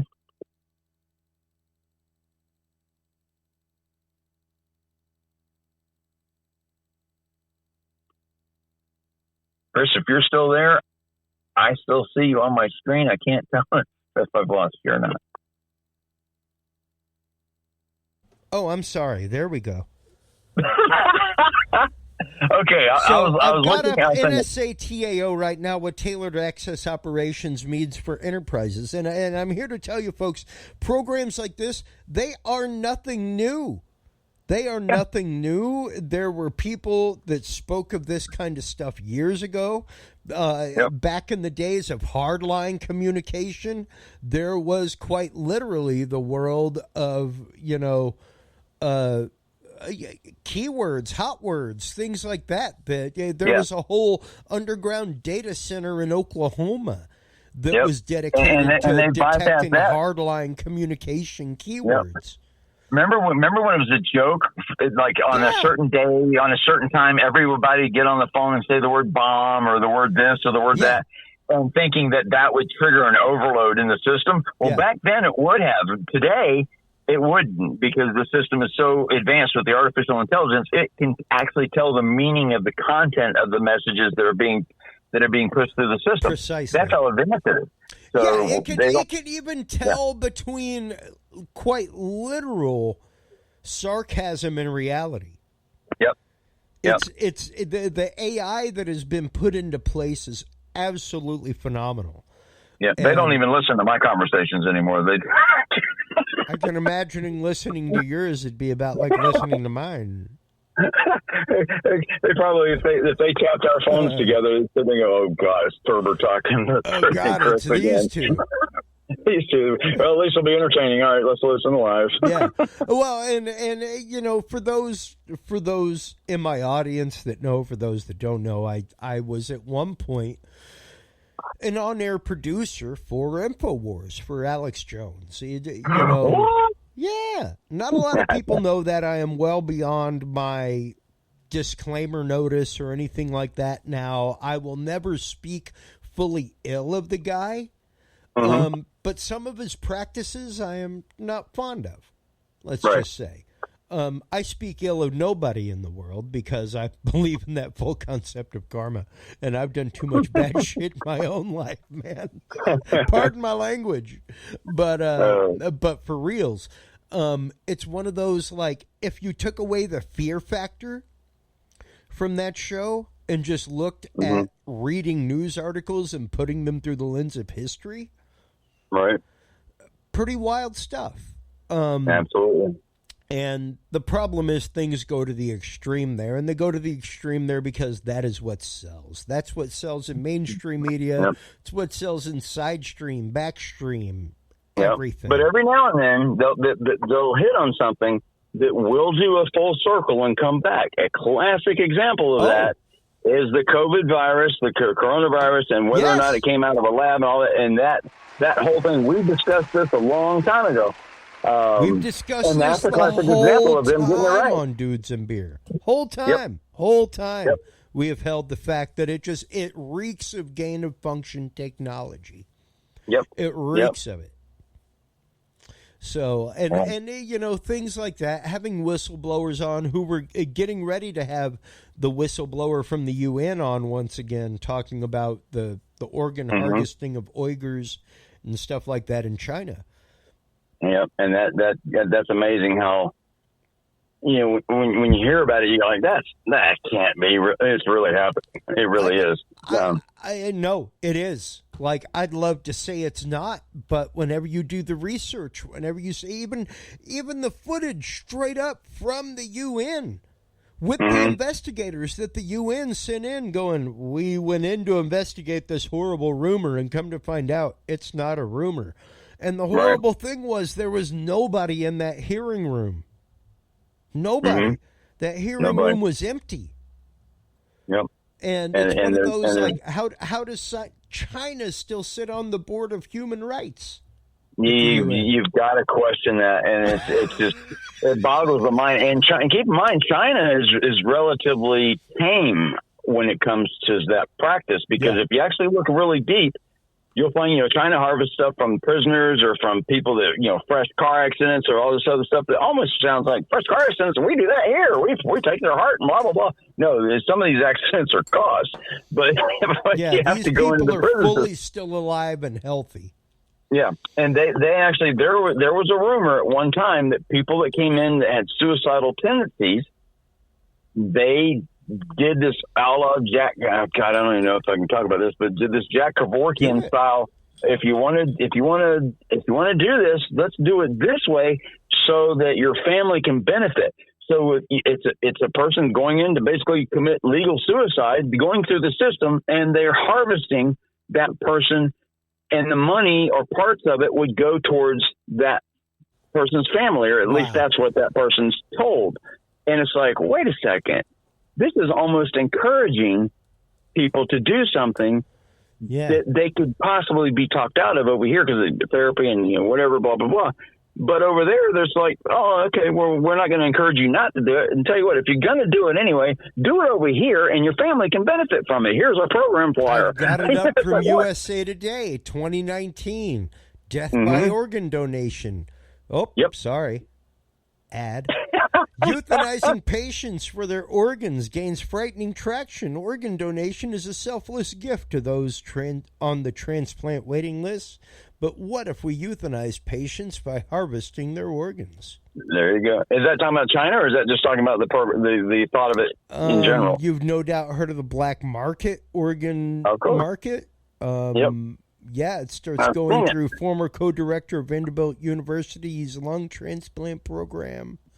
Yeah, that's at the. You'll see a .onion at the end of some of those places. I never put any .onion stuff up. I mean, granted, this is USA Today, but no, I know. I'm saying that's legit. But if someone wants to see, you know, the reaction, there's reaction videos of what you can see on the dark web or whatever. But at the same time, you know, some of these things that you go down there, you wonder, is this like really real, or is this like someone trying to, you know, hoax something or to make people believe, and some of it is that, but you'll be surprised. Here it is, though. In other words, quote, ending a people's lives with their informed consent by taking them to the operating room and under general anesthesia, opening their chest and abdomen surgically while they are still alive to remove vital organs for transplantation into other people. Wow. Yeah, and if we would have had this conversation when podcasting first came out, people would think that we are complete wackadoodles and we're trying to push whatever. Brother, believe me, and I mean, not that my audience doesn't know that I'm not a shameless self-promoter, but that is quite obviously exactly why we are changing our name from Dudes and Beer to Curious Realm, man. Because there you go. We have, and long ago, I will tell y'all a personal story here, folks, that I know I've told on air before, but it may have gotten lost. Long ago, Ken Newton, if you are out there listening, I want to give you a shout out. Because it was when I worked with Alex Jones on air that Ken Newton called me one day. He was an engineer at the old bar that I worked at in Maine. Very, very good friend of mine for many, many years now. And he was like, Chris, I know this sounds crazy, but I've got this guy here named Rocky. And I want you to shut up and just listen to him. He's going to talk for a long time. And he's going to tell you some wild, wild stuff, man. But I want you to be quiet, and I want you to listen to him. And Rocky laid out, like, literally in my life story, without having ever heard it. Granted, a lot of things that even Kenny didn't know about me. A lot of things that a lot of people didn't know about me. And my wife was even curious about it. And what's funny is that her mom is from the Massachusetts area. We went up to visit some friends and went to the Portland area, and Rocky and Kenny came to meet me. And as soon as Rocky touched my hands, his knuckles went like copper green. Mm-hmm. And he started telling me why I left, why things happened at my job with Alex and InfoWars, things like that I had never told anybody, even my wife.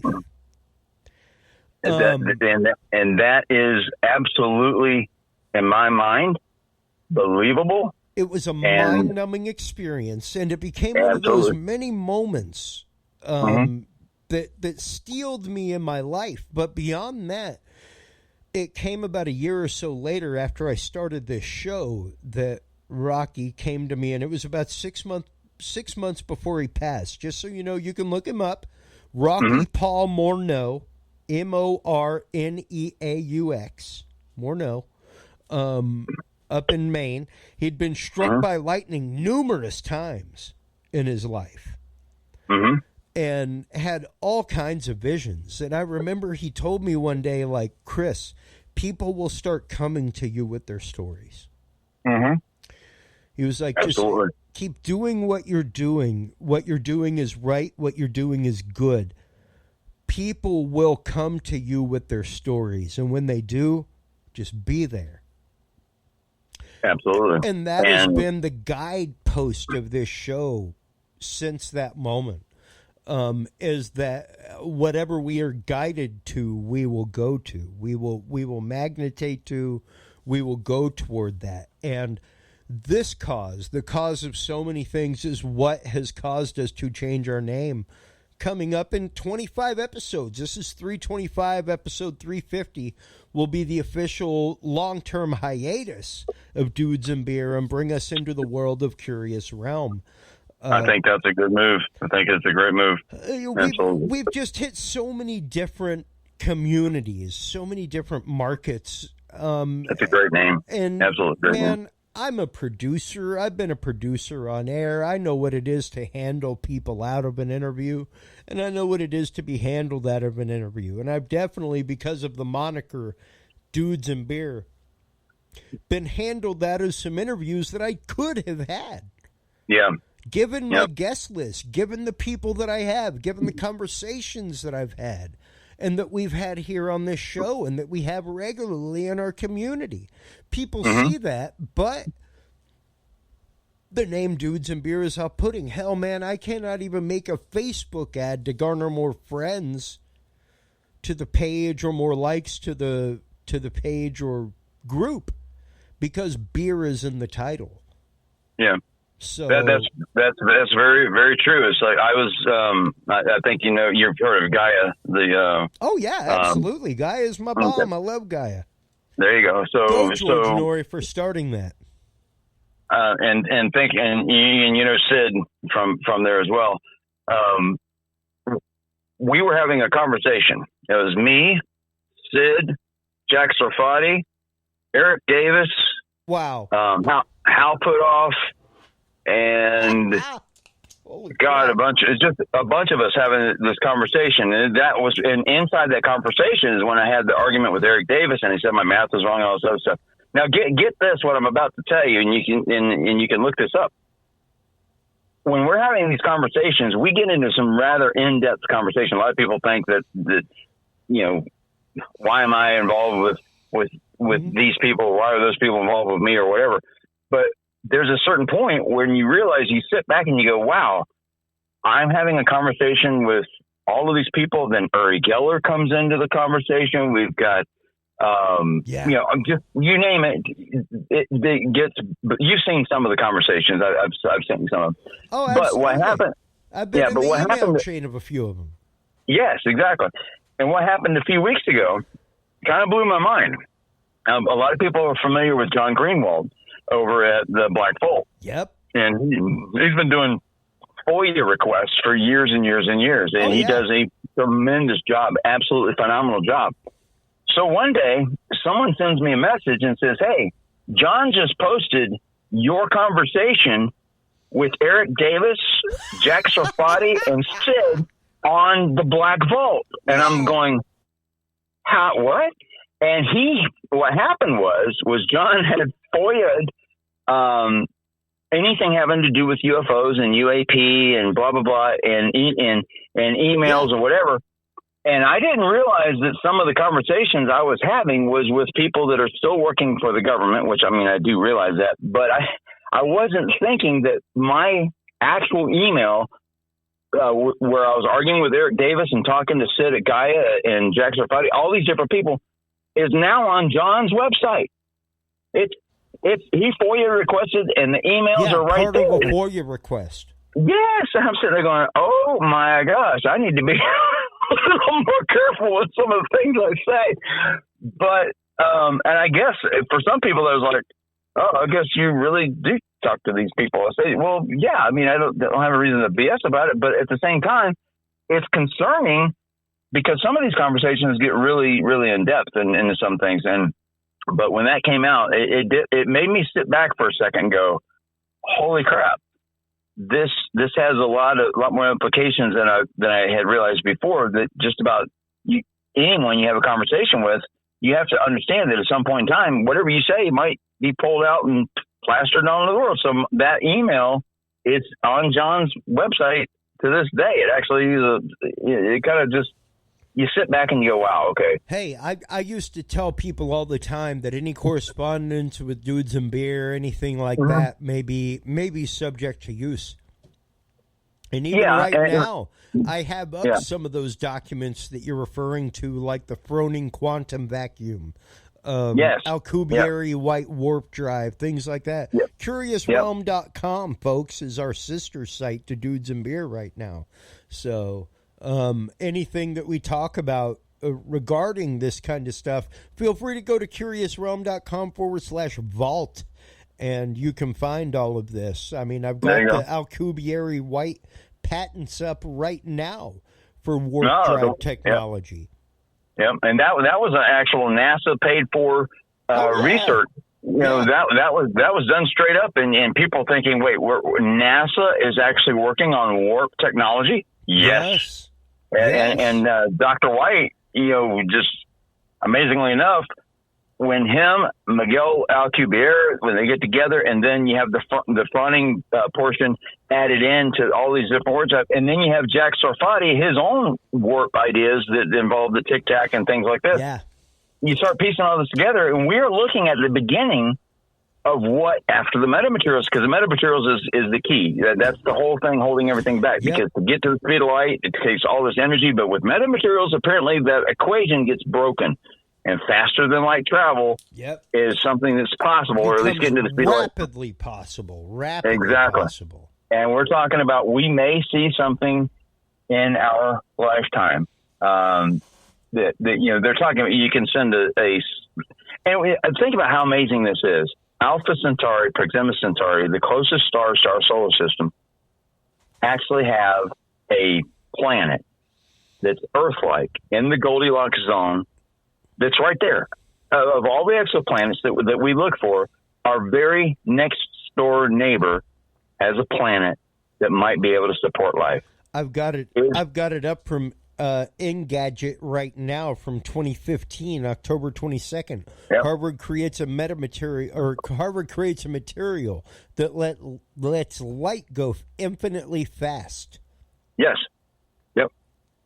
And that's amazing, because when people think of the speed of light being a constant, and the speed of light, you can check me on this, is 186,282.3976 miles per second.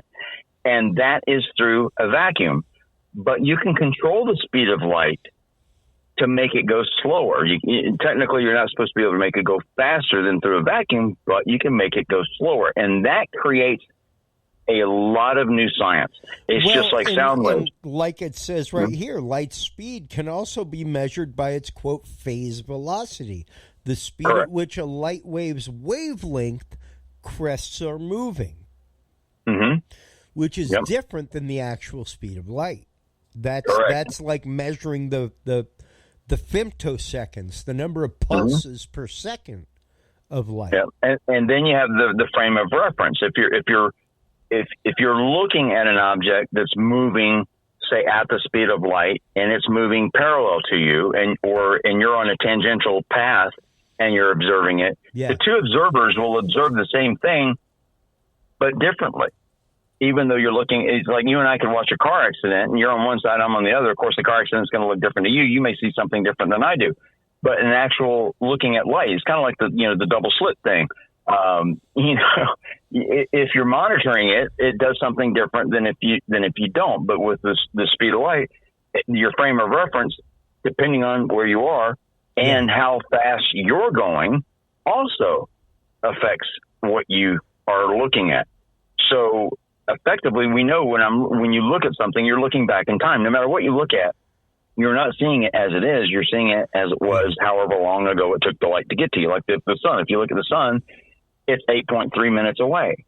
So if it blew up right now, we would not know about it for 8.3 minutes. So we're basically looking kind of back in time. But what would happen if you were moving at or near the speed of light towards the sun or away from the sun?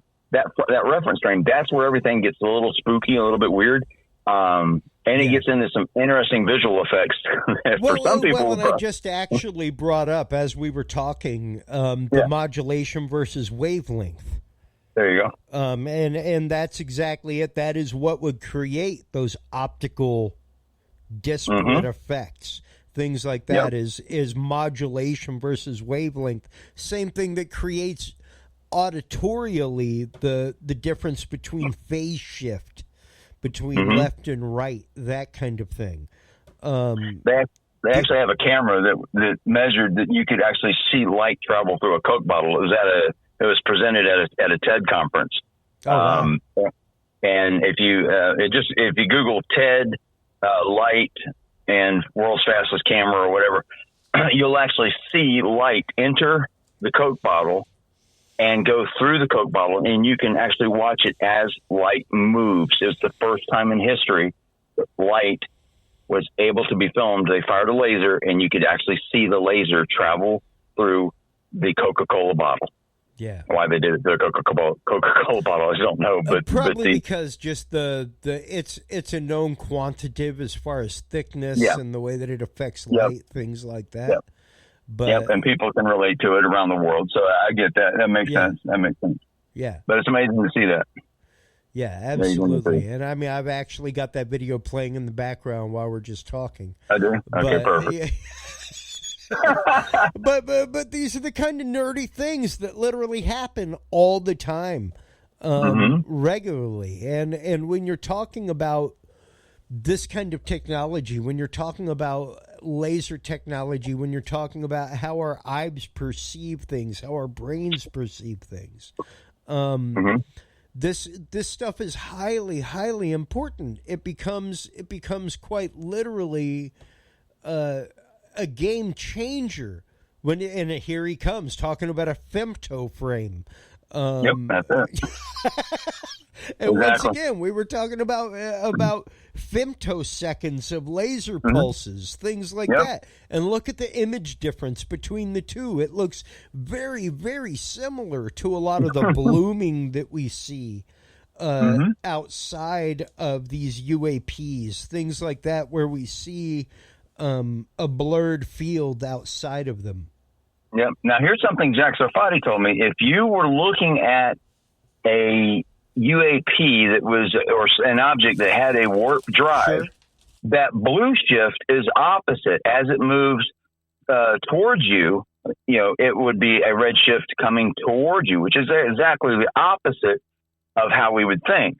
Because the blue shift, red shift, the Doppler effect essentially of objects moving away or towards you, it's exactly reversed in warp drive. That is, according to him, why if you see an object that has a warp field generator turned on and it's moving kind of towards you, the blue shift that you would see would be the exact opposite of how it would normally occur in nature, so to speak, as we look at, galaxies that are moving away from us. And some galaxies are not really moving away. They're getting farther away, but they're not actually moving away. And people go, huh? And it basically has to deal with the expansion of space and the expansion of the universe or what have you, whereas they're not physically moving. So here's the magic of Tic Tac and the magic of warp drive is that if we were watching a ship and people wonder, well, how can someone handle the G-forces that are involved? There are no G-forces involved. You don't have to use G-forces, especially if you're using light. Yeah. Well, if you're inside the object, if you were inside the warp bubble, you would not experience any G-forces whatsoever. For you, it would just be, you would actually effectively be in a zero-G environment, so you'd actually create some sort of gravity to give yourself gravity, but you would effectively be inside the warp core or warp bubble, and you won't experience those. You are essentially at that point at the point of the observer, and everything happens around you. Exactly. And you're not moving at all. Yeah. Yeah. Yeah. If you're getting from point A to point B, to you because you're at the point of action. Everything happens around you. And that concept is that's another sticking point for a lot of people when they see these UFOs and UAPs doing drastic maneuvers and wondering how any living entity could withstand that. And they have to realize that object to the frame reference of the individual inside is not moving at all. It's pulling everything towards it. Yeah. So space is being warped. I've got a physics article up right now from 4 years, 6 months ago. Electrons moving faster than light and backward in time. Talking about this exact same principle. Yep. And we had a conference when trying to think of where it was. It was just outside DC. It was in the DC belt area, the belt that goes around DC. And I'm trying to remember the name of the conference, but this was back in 2003, 4, somewhere around there. But they were talking about entanglement, and one of the questions posed was, what can we do with it? And my first thought was transmit communications faster than light, because effectively, if an object is entangled and it can be any distance away, and you can manipulate that object, or say the atom, or say the part of the atom, whether it's electron, neutron, whatever, and it's spooky at a distance. And if you can manipulate that, then you could make it kind of send a transmission. So that would allow you to talk in real time to someone, say, that's on Mars, or someone that's doing, whatever the distance is, it wouldn't matter. But you would be able to talk to them in real time and transmit to them in real time. And I've got it up from biz.org right now. How to use entanglement for long distance or free space quantum communication. There you go. And what year was that? Academy of Sciences. That is 2019, December 16th. There you go. And we were talking about this back in 2003, 2004 at one of those think tanks that we had. I think it was, it wasn't Bethesda, wherever it was. But that kind of talk, when something goes from talk to actual application, because I don't write papers. I'm not one of those people that comes up with an idea, writes something down, blah blah blah. You just sit around and you have these think tanks, and you would be amazed at the amount of information you get from people you otherwise would not expect it from. It boggles the mind, because you think anyone going to these think tanks and being members of Mensa and all this other stuff are just incredibly intelligent and people you can't even converse with, when in reality, it's everyday people like me, like you, all these different people that go into these things that in some key area have a ability to think way outside the box and to come up with things that others that are thinking inside the box are thinking within the realm of physics or whatever. Because sometimes people are constrained by the laws of the sciences that they've learned.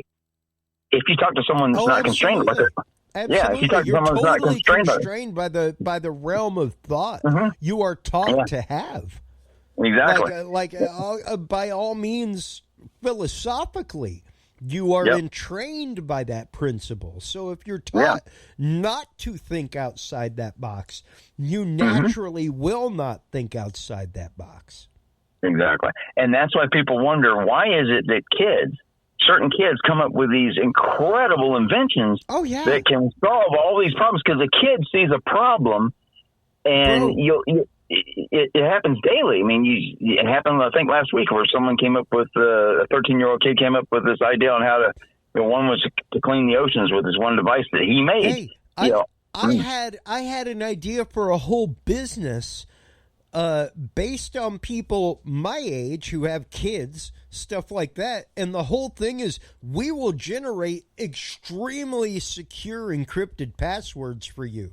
Like, if you give my kid a series of 10 blocks, he will assemble the most crazy series of 10 numbers and letters. And it's like, he ain't breaking that. That came out of the mind of a 3-year-old on some blocks. Yep. Exactly. And one of the numbers, actually, you and I talked about a number earlier today. I told you about 52 factorial. Oh, my Lord, man. Which is mind-boggling. Thank you for wasting half my day with that. I want to slap you through the interweb right now, because I know that whenever you sent that to me, you were like, oh, God, that's going to just time suck his world today. And it did, because the concept of 52 factorial, and hold on, I'm gonna actually, while we're sitting here talking, I'm going to bring it up so that we can watch part of it, because it'll just blow your mind, folks. Oh, yeah. The idea, and this will literally get you to the point of understanding that you may not be able to actually count cards the way you think, kids. It is amazing. There's a card trick that I developed from that to kind of go along with it, because it's borderline infinite. And I think one of the analogies is that if you tried to come up with something that would describe that number, about, you would standing on the earth, and if you took one step every billion years, and then after you came around to the other side of the earth, and then you picked up another. But here's the key thing, takeaway from it. The one that's easy to 52-card deck has been used for centuries. Every day, thousands just like it are shuffled in casinos all over the world, the order rearranged each time. And yet, every time you pick up a well-shuffled deck like this one, you are almost certainly holding an arrangement of cards that has never before existed in all of history. Mind blown. How can this be? Yep. The answer lies in how many different arrangements of 52 cards, or any objects, are possible. Now, 52 may not seem like such a high number, but let's start with an even smaller one. Say we have 4 people trying to sit in 4 numbered chairs. How many ways can they be seated? To start off, any of the 4 people can sit in the first chair. Once this choice is made, only 3 people remain standing. After the second person sits down, only 2 people are left as candidates for the third chair. And after the third person is sat down, the last person standing has no choice but to sit in the fourth chair. If we manually write out all the possible arrangements, or permutations, it turns out that there are 24 ways that 4 people can be seated into 4 chairs. But when dealing with larger numbers, this can take quite a while. So let's see if there's a quicker way. Going from the beginning again, you can see that each of the 4 initial choices for the first chair leads to 3 more possible choices for the second chair, and each of those choices leads to 2 more for the third chair. So instead of counting each final scenario individually, we can multiply the number of choices for each chair, 4 times 3 times 2 times 1, to achieve the same result of 24. An interesting pattern emerges. We start with the number of objects we're arranging, 4 in this case, and multiply it by consecutively smaller integers until we reach 1. This is an exciting discovery, so exciting that mathematicians have chosen to symbolize this kind of calculation, known as a factorial, with an exclamation mark. As a general rule, the factorial of any positive integer is calculated as the product of that same integer and all smaller integers down to 1. In our simple example, the number of ways 4 people can be arranged into chairs is written as 4 factorial, which equals 24. So let's go back to our deck. Just as there were 4 factorial ways of arranging 4 people, there are 52 factorial ways of arranging 52 cards. Wow. Fortunately, we don't have to calculate this by hand. Just enter the function into a calculator, and it will show you that the number of possible arrangements is 8.07 times 10 to the 67th power, or roughly 8 followed by 67 zeros. Just how big is this number? Well, if a new permutation of 52 cards were written out every second, starting 13.8 billion years ago, when the Big Bang is thought to have occurred, the writing would still be continuing today, and for millions of years to come. In fact, there are more possible ways to arrange this simple deck of cards than there are atoms on Earth. So the next time it's your turn to shuffle, take a moment to remember that you're holding something that may have never before existed and may never exist again. Amen, man. Like, that is one of those that... Mind blown. Dude, when you sent that to me, like I said, I rabbit holed all day long, and all I could think was Fibonacci sequence. It led me into so many literal fractal worlds and realms of thinking. And the fact of what we're looking at is information compounded on information. Yep. And I remember the first time that concept was mentioned, and I was trying to wrap my head around it. And I finally, when I grasped that you can have infinity plus 1, which doesn't make sense, but it is possible to have infinity plus 1. And that's a whole other realm to look into. You can go down the rabbit hole. But when you come back to 52 factorial, I was playing with a card trick, which we can do this on your next show if you want. That most definitely. Yeah, absolutely. It's a card trick. I'm actually going to show it to Uri Geller, believe it or not. But the trick is so unbelievable that the number of possible ways for it to come out, no one can figure it out. It's just, you can try to figure this trick out till the end of time, and to go back with a 52 factorial, like he said, if every second you could reshuffle a deck, if every second 10,000 people reshuffled a new deck, every second. 10,000 decks being shuffled since the beginning of time and brought forward to now from 13 point some odd billion years ago, you would still have millions of years and billions of years to go before you would ever have a deck duplicate. Yeah. Unbelievable. And not that way with music. Yeah. You know? Yep. Definitely that way with tarot, I would tend to think. Mm-hmm.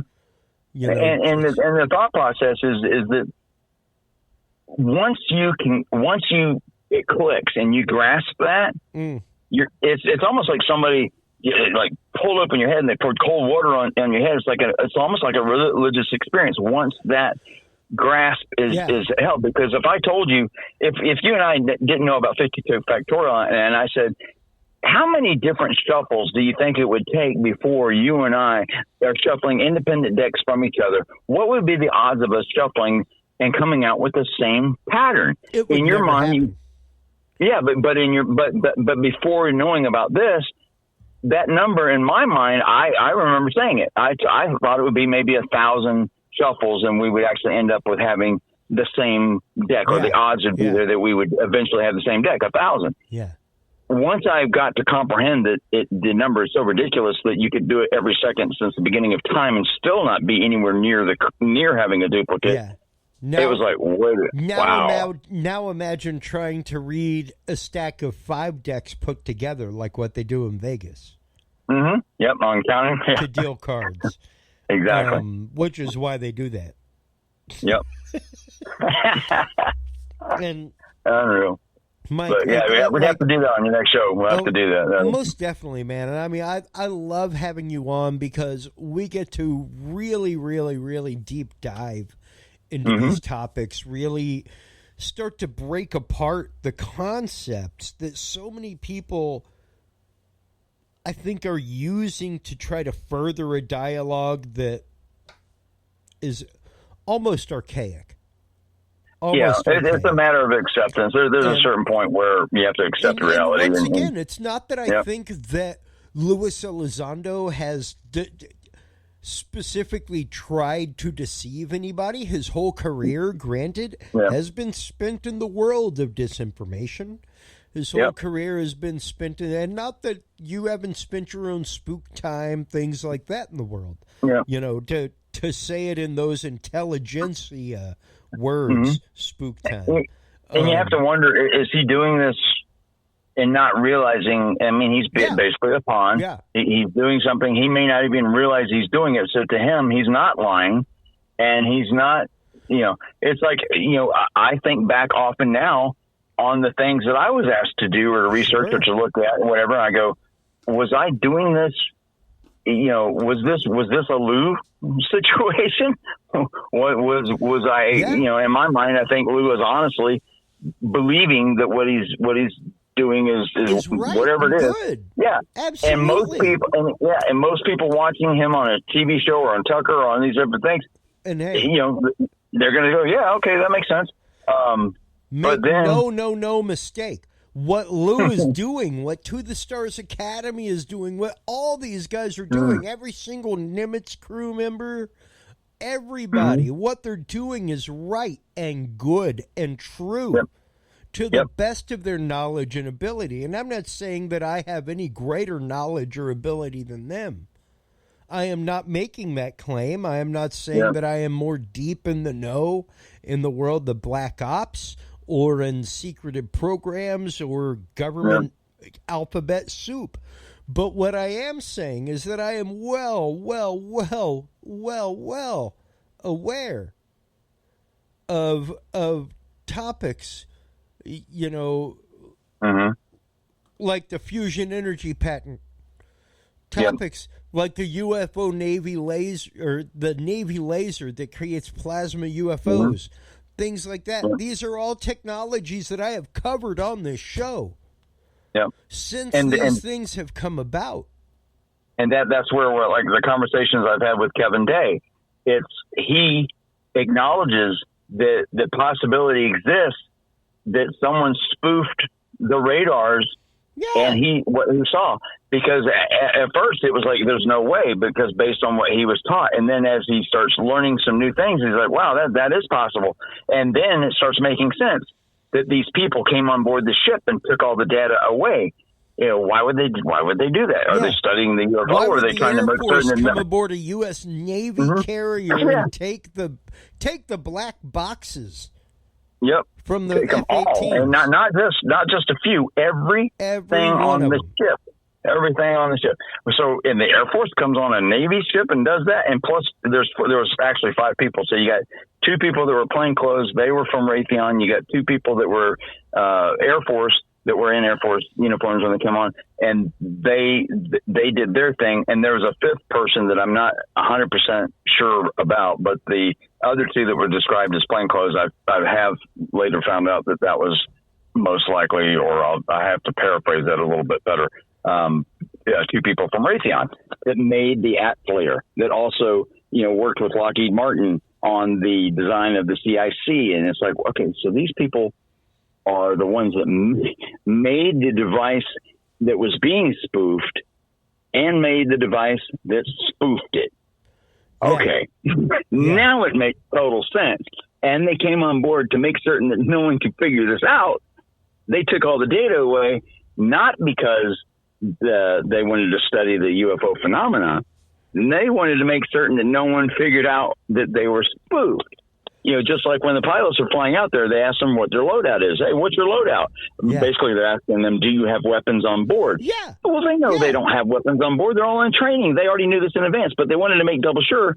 And so people thought, they're asking them if they have weapons on board because they may need to use them to shoot down this UFO. No. It's just the fact of, if you, as the U.S. Navy, have a plane out in training and they run across something going 10,000 miles an hour, do you think that they are not going to, even if you are just out on a casual training maneuver with nothing more than external fuel tanks and a FLIR targeting system, do you think that they are not going to scuttle support to you?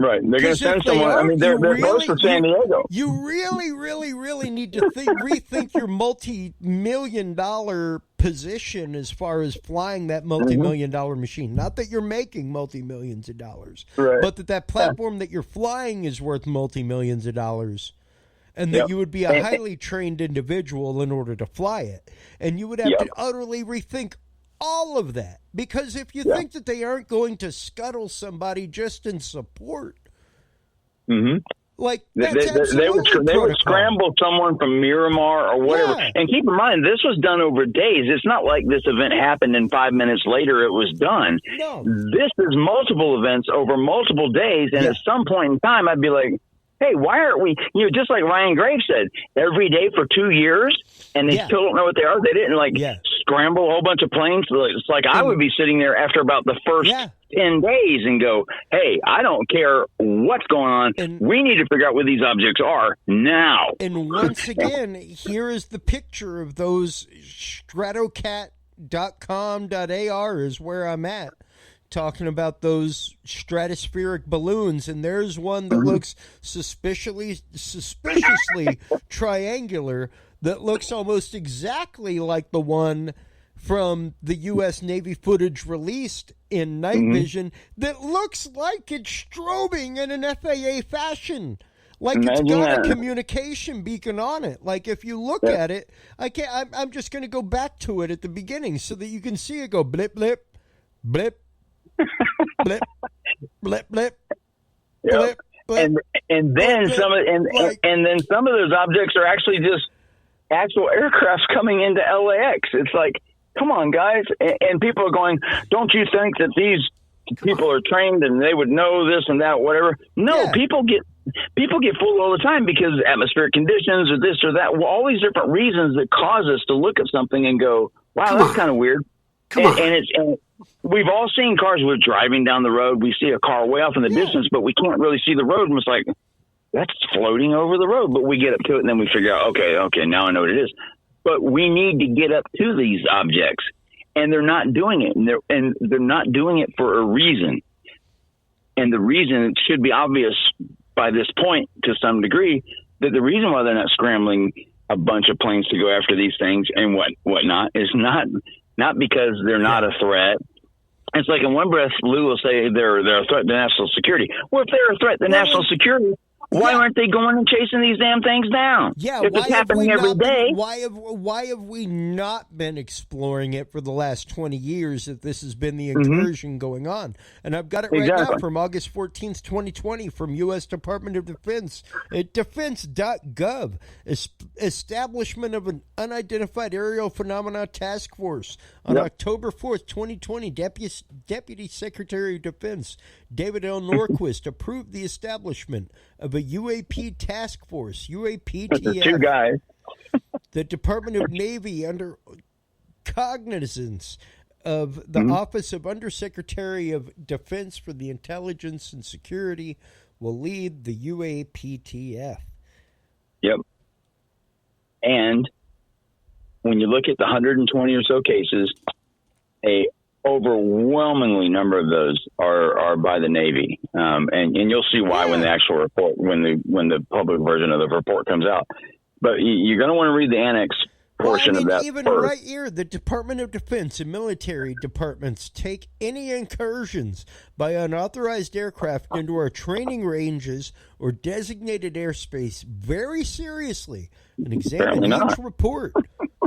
This includes examinations of incursions that are intentionally reported as UAP when the observer cannot immediately identify what he or she is observing.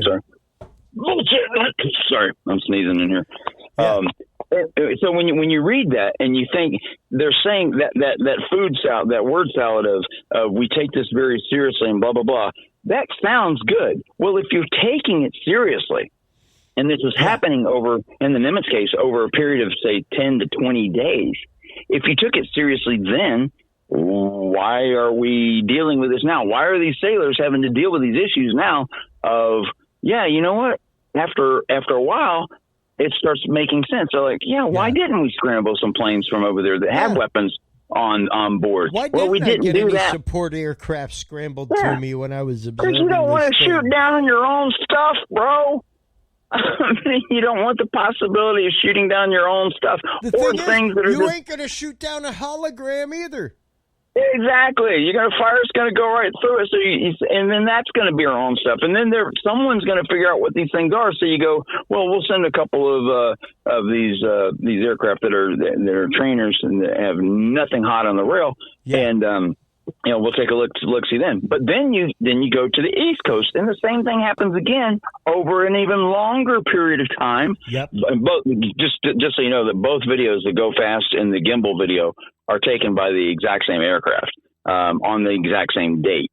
So they make it sound like it was over a longer period of time. That particular day, both videos were taken on the same day. This will come out in the report.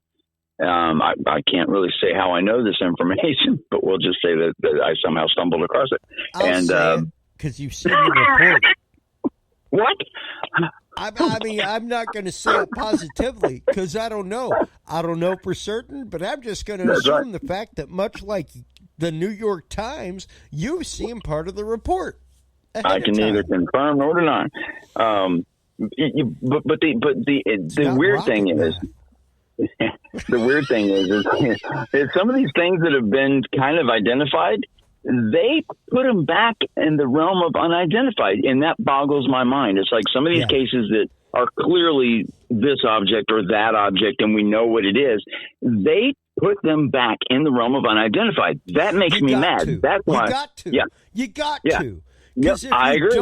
If you don't, then you got to admit that the experimental technology that you were testing exists and is being used actively. Yep. And at this point in time, I think that enough people listening to this right now, and enough people are going to think the same thought. You should be mad because at this point in time, we're not adolescent children out here. Yeah. We get it. We understand it. If you want to lie to us and tell us that this could possibly be Chinese or Russian, or this could possibly be extraterrestrial, or not count that out. They didn't say that it was or it wasn't. They just said we can't rule that out. Well, you can't rule out all kinds of different things that these things could possibly be. Yeah. But those particular things are the hot buzzwords or whatever, and that means, and I'm not going to say they're doing this to get more money for the program or anything like that, but the fear-mongering of our government in the minds of the people to keep us people, or whatever you want to call us, to keep us that way. And keep in mind, I used to work for the government. I understand why certain things are done, and I get it under certain circumstances. But enough is enough. Yeah. Enough is enough now. Okay, we get the part. If these are not extraterrestrial in origin, just tell us that. Just say that it's not that. It's something totally different. It might be some whatever you want to do. But no, they have to have all these possibilities. Yeah, they have to have all these possibilities still out there, because guess what? As long as the possibility exists that this could be extraterrestrial or ultra-terrestrial, or it could be Russia or China, they have all kinds of ways they can go. Well, and it's just like I posted on the Dudes and Beer group, Mike. I've got it up right now. Tonight at 8 p.m. Central, the Dudes and Beer podcast. We're discussing with regular guest Mike Turber the fact that the U.S. Navy has themselves patented laser holographic technology used specifically to fool heat-seeking missiles into believing an enemy fighter with a larger heat signature is nearby. Yep, like and do a story if you can on Mercury Systems. Do a little blurb on that when you get a chance, and I think that'll be an eye opener. Well, I mean, it's just the fact of these are technologies that are out there. They are known. Yep. They are things that exist. Right.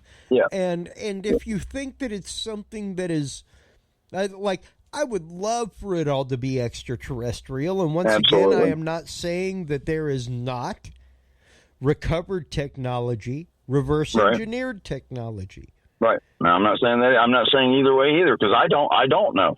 I have had discussions with Eric Davis, and he told me specifically that we have recovered debris and possibly recovered craft. This is before the New York Times. Sure.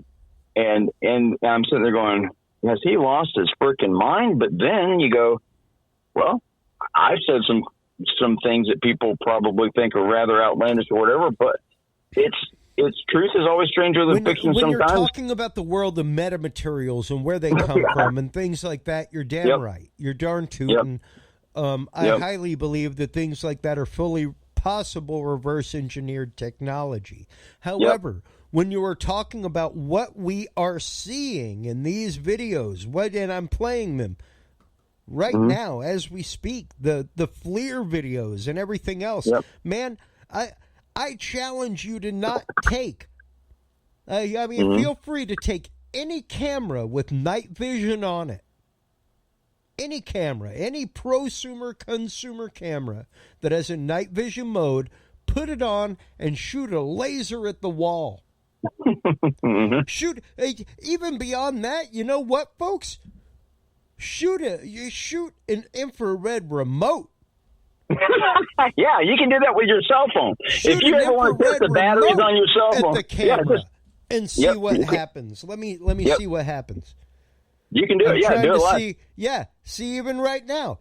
Right there. Your phone can do it. Right now, you can see a tiny little flash going on from my and you can't see it with the naked eye. And this controls the light back behind me. But you can see that tiny little light flashing. That's the sensitivity of the infrared range of this camera picking up the infrared of this remote. So it's no different that if you've got a system that is sensitive to infrared into the realm of 10,000 times of what you're looking at on this 1080p camera. Yep.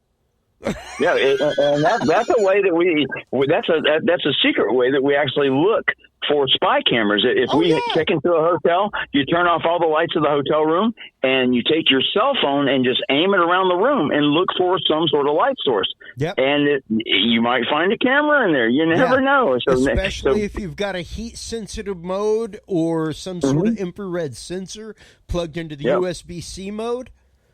on your. You don't even need that. Don't even need that. It'll Really? pick it up just like we did with your remote control. Yeah, It'll pick it up. I could see that. Absolutely. I could see that because Amazing, huh? it's infrared. It's no different. Yep. So yeah. I mean, that kind of stuff is right there. It's not that hard. It's very easy to do. Like I said, I just did the exact same thing. You could see it flashing like a little diamond in front of the LED. You know, so people listening to this are picking up their whatsoever than the video I am showing right now of the triangular pyramid craft that is flashing. Blink, blink, blink, blink, blink, blink, blink, blink, blink. And once again, if you go over and from there start looking at let me find my your FAA regulations on the light. Let me find my groovy picture of the blimps. Oh, okay. Because I mean that's really it right there, is to be able to see that difference between the pyramid video and what those blimps look like. Because whenever you see that and you see that straight up triangular shape, it's literally the exact same thing that you see on those Mylar blimps and those Mylar and then balloons. I sent you the images that I came up with. The Batman balloon was one of them, and then I'm the one that came out with it being the other one being the one that's called metallic blimp is actually a shark balloon. And if you look at it closely with the image that I sent you, you can actually see the progression of it being a shark balloon. But it's very difficult, for people to go, well, a pilot said that they were stationary in the air and they were this, whatever. And it's so funny when you listen to Lou Elizondo say, we know of no object that has sustained lift, that doesn't have any ailerons or any flight control surfaces at all, and doesn't produce an exhaust plume that can stay in the air for hours at a time. We know of no object that can do that. I'm like going, balloon! Come on, man. It makes me laugh sometimes. But it's not laughing at him. I'm laughing at the fact that he doesn't even take that into consideration. He's so matter-of-factly about it that we know of no object that can do it. I even put a graphic on the video of him saying that, of a balloon just floating around his head and stuff, and going, hey, it could be one of these. You're describing a balloon. Yeah. And it's, after a while, you just sit back and it just boggles the mind. You go, man, what is really going on here? Are we living in a time when we're going to learn what these things really are? Are we living in a time when there's going to be obfuscation and all these different things to make us stay where we were by basically keeping us in the dark, that our government is here to protect us and is here to do all these different things, that we feed so much money into the tax system that we have to accept the fact that some of the stuff is going to be secret and kept secret from us. That's fine. I don't have a problem with it. I worked in those programs. I don't have a problem with any of them, and I understand the justification for them. But at this point, with what we're talking about now, that remember Project Blue Book came out, and then there was like, what was it, 713, whatever the number was, that they couldn't identify. Yeah, I get it, but I think if we brought those reports forward, that out of the 713, we could probably in a little bit figure out what they are. And then with today's societies, with what we have now, with flight aware, we were able to figure out some of these UFO objects because we now know the flight trajectory of the plane that caused the light pattern that people are seeing. And one was like an L-1011, an old Lockheed L-1011, and it's like that's what it was. And FlightAware actually had the actual date and time that this plane took off in the exact place. And those kind of things are cool. Now here's an idea for you. Some of these objects, remember like the TR-3Bs and some of these huge triangular shaped UFOs that are just the size of them are just enormous. If we took MUFON's list of all of the sightings that go down to the very second that these objects were seen, and with the metadata on pictures and stuff that we have today, and we cast different satellites and pulled those images, there should be a certain number of images taken per day that should have been taken at the exact same time that, say, some of these pictures were, so that we can verify that this was done. And I would love to lead or help with a project that did that, just like I did, when we pulled the satellite image for the Las Vegas shooting.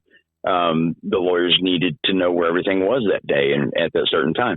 We should be able to do that with a lot of these UFO sightings.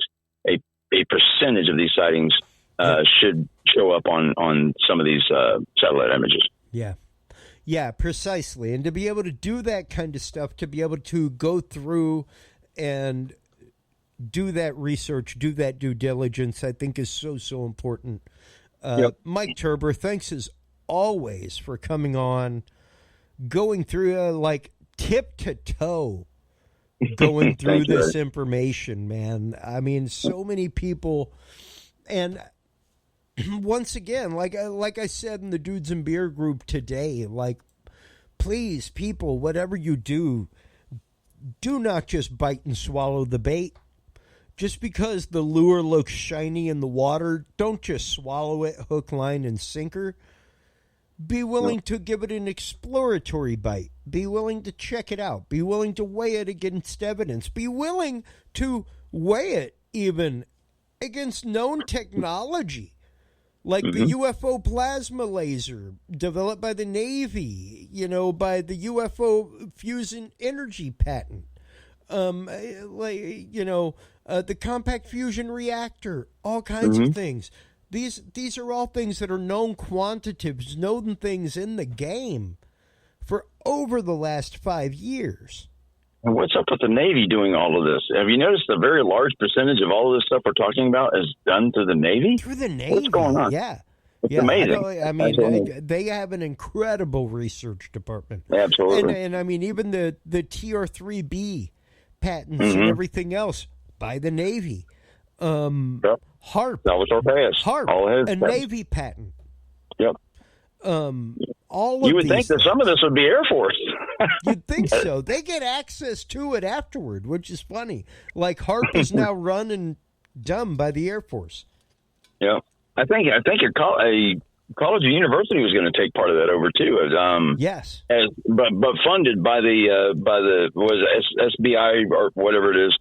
The small business something. The Air Force has its own version of like a small business association or whatever. I'm trying to remember. It's SBIRS or SBIR, I think that's what it's called. Yeah. And they fund some of that stuff. It's amazing. Oh yeah, absolutely. And that's just it. There are so many little side levels, adjuncts, things like that are proper funding and straight up white paper status. Like you can find this stuff. It is not obfuscated.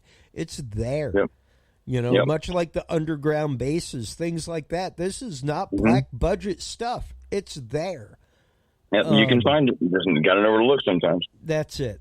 So, Mike, over the last couple of years, I have to thank you for always coming on, always being so honest, always being so forthright, always being so forthcoming with information, breaking information, concepts, even bouncing ideas off with the show about where some of this may be going, that when you look at it now, man, it certainly looks like it's going that way. Yep, absolutely. So I think you ought to have Jack on your show. I can talk to him. I would love to have Jack on the show. If you can make that happen, let's talk about that off air, my man. Absolutely. Because I would love to have Tic Tac Jack on. I'd love to have Alcubierre. I'd love to have all of those people on. Uri Geller, everybody, to talk about this kind of stuff. Because like I said, it's not that I am not a believer. It's just that I do not believe that this is the moment as being sold to us. Right. And that's a very, very good way of putting that. Believe it or not, folks, it's being sold to you right now. It's very well said. Sold to you. Like straight up, spoon fed, just keep feeding you and feeding you and feeding you. Give me some Kool-Aid. I cannot. I cannot get a more Jim Jones. Like I said, when you start hearing words thrown around on NBC, CBS, things like that of UFO deniers say this, that is a normalization of a narrative. Yep. And I hate it when someone says that I'm one. It's like, well, you're a UFO denier. I'm like, no, I'm not. I'm a UFO believer. Denier. I am not. I am a believer in my heart of hearts. But I do not believe that this is the moment. I do not believe that this is the data before us. I do not believe that is the technology that we see before us. I truly believe that it will come out that, yes, We have some extremely advanced technology, and like I've held on this show with you and with other people, what we are seeing right now is a slow disclosure of technology that is available, because it is the only way that we will peel back the veil of other technology that is being used, that is available, that is there, that has been reverse engineered. It's not that this has been reverse engineered, but it may be the fruit of something that was reverse engineered. Yeah, very, very, very well said, and very, very possible things, you know. And who knows, maybe 20 years from now, somebody will look back and go, wow, everything Bob Lazar said was true. Hey, man, like, unimpintium is there. Yes. It's a one thing. element, 1/5. Yep, absolutely. Like, the element that he said existed is there. It exists. The man's took us not a while to crazy. get to it. He is still a dream interview because of that. So, yeah, it's there. It exists. It's a real thing. So discredit the man all you like. And like I said at the beginning of this show, I hate to see... I love to see people like George Knapp on mainstream news talking about things like this. Let me just say that. Number one, because it is an absolute essential. It is an absolute essential. It is an absolute essential. He is a known journalist. He is a good journalist. He is a right journalist. Do I think he's been caught up in what is perhaps one of the biggest obfuscations of things known to us since quite possibly... the Manhattan Project? Yes. Yes. I think that we're looking at what is quite possibly one of the biggest obfuscations of scientific fact since the Manhattan Project. Right now. And the one quick thing that we have to take away from this is that all of the advancement of the UFO community and the talk in the last 2 or 3 years is a good thing. It's a great thing.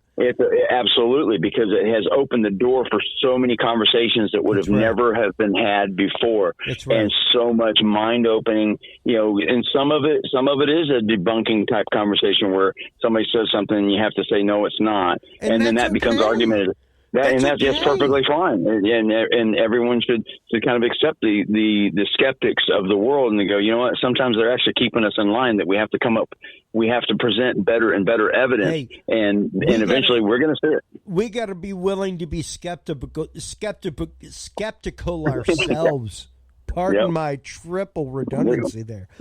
Skeptical. I found the word. We're willing to be skeptical ourselves. I did it again. Even at the information that we bring to the table, we have to be willing to look at it as the fact of maybe it's not. Maybe it's something utterly explainable. And as long as people focus on the subject itself and sometimes people get tied up with the person that's presenting the information, or they get tied up with all kinds of different things other than the actual information itself.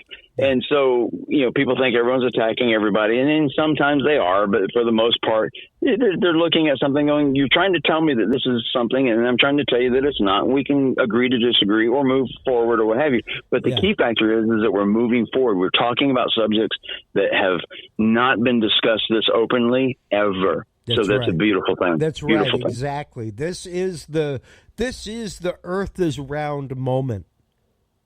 Quite literally, that we talk about so many times, where for millennia it was the fact that the Earth was flat.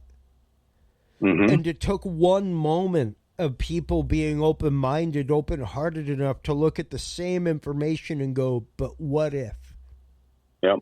But that's right. Eric DeBay, Mark Sargent, Math Powerland, all you guys, listen up. Man, I love it. Once again, Mike, dude, we went on 3 hours tonight, my man. Wow. One more hour, I'd have to call a doctor. My man, I can't thank you enough, as always. Please, please, please, time for shameless self-promotion. Tell everybody where they can go to follow your work, the work of 5x5 News, everything with what happened in Vegas, the Money Machine documentary, all that good stuff, my friend. Okay, so as far as the investigations I'm working on, still to this day, Las Vegas is still has some lingering things that are going to be earth-shattering here pretty soon. But most everything that I put out there will be put on YouTube. I also have a Twitter account. It's under 5x5 News. So if you just search for 5x5 News, if you want to see the controversial side of it, where we have active conversations and sometimes arguments, so that would be the Twitter part.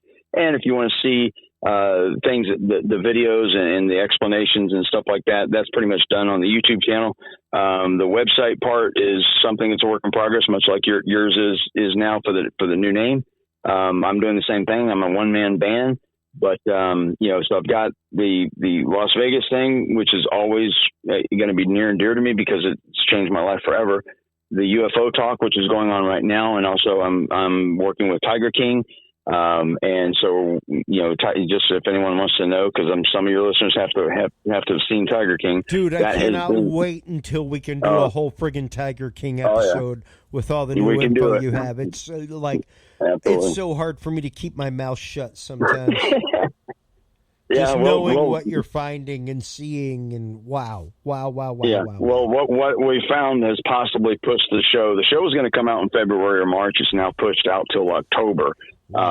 So that's to give you an idea of how earth-shattering some of this information is. So, did we find Don Lewis, or did we find the killer to Don Lewis, or did we, or the reasons for all these different things that are happening with Carol Baskin and Joe Exotic? It's possible. So stay tuned, because there's a lot of crazy things that have just happened, and that information is coming out now. So take a look around. I appreciate it. Thank you, brother. Hey, man, please do hold the line while we close things out. While you are online checking out all the fantastic work of 5x5 News on YouTube, Twitter, everywhere else, please do make sure to go on by dudesandbeer.com. That is where you can find everything. That's where you can find the episodes. That's where you can find the Knowledge Vault. Make sure to stop on by HC Universal Network, as well as our new site, CuriousRealm.com. Go on by and check that out. We will be posting more and more there. We will be getting some nudes feeds going there. All kinds of good stuff. So until next time, everybody, take care of yourselves, take care of each other, and remember, if you can't be good at it. We'll talk to you soon. Bye-bye. Thanks for listening to this episode of the Dudes and Beer Podcast. To listen to our audio streams or chat with us live, download the official Dudes and Beer app for Android and iDevices, available on Google Play and iTunes markets. For more episodes, content, and information, visit us online at dudesandbeer.com. You can also find our episodes on Breach.tv, iHeartRadio, Spreaker, SoundCloud, iTunes, YouTube, Stitcher, or your favorite podcast service. Dudes and Beer is a proud member of the HC Universal Network family of podcasts. For more about our sponsors and other podcasts on this network, visit hcuniversalnetwork.com. Thanks for listening, everybody, and until next time, drink responsibly.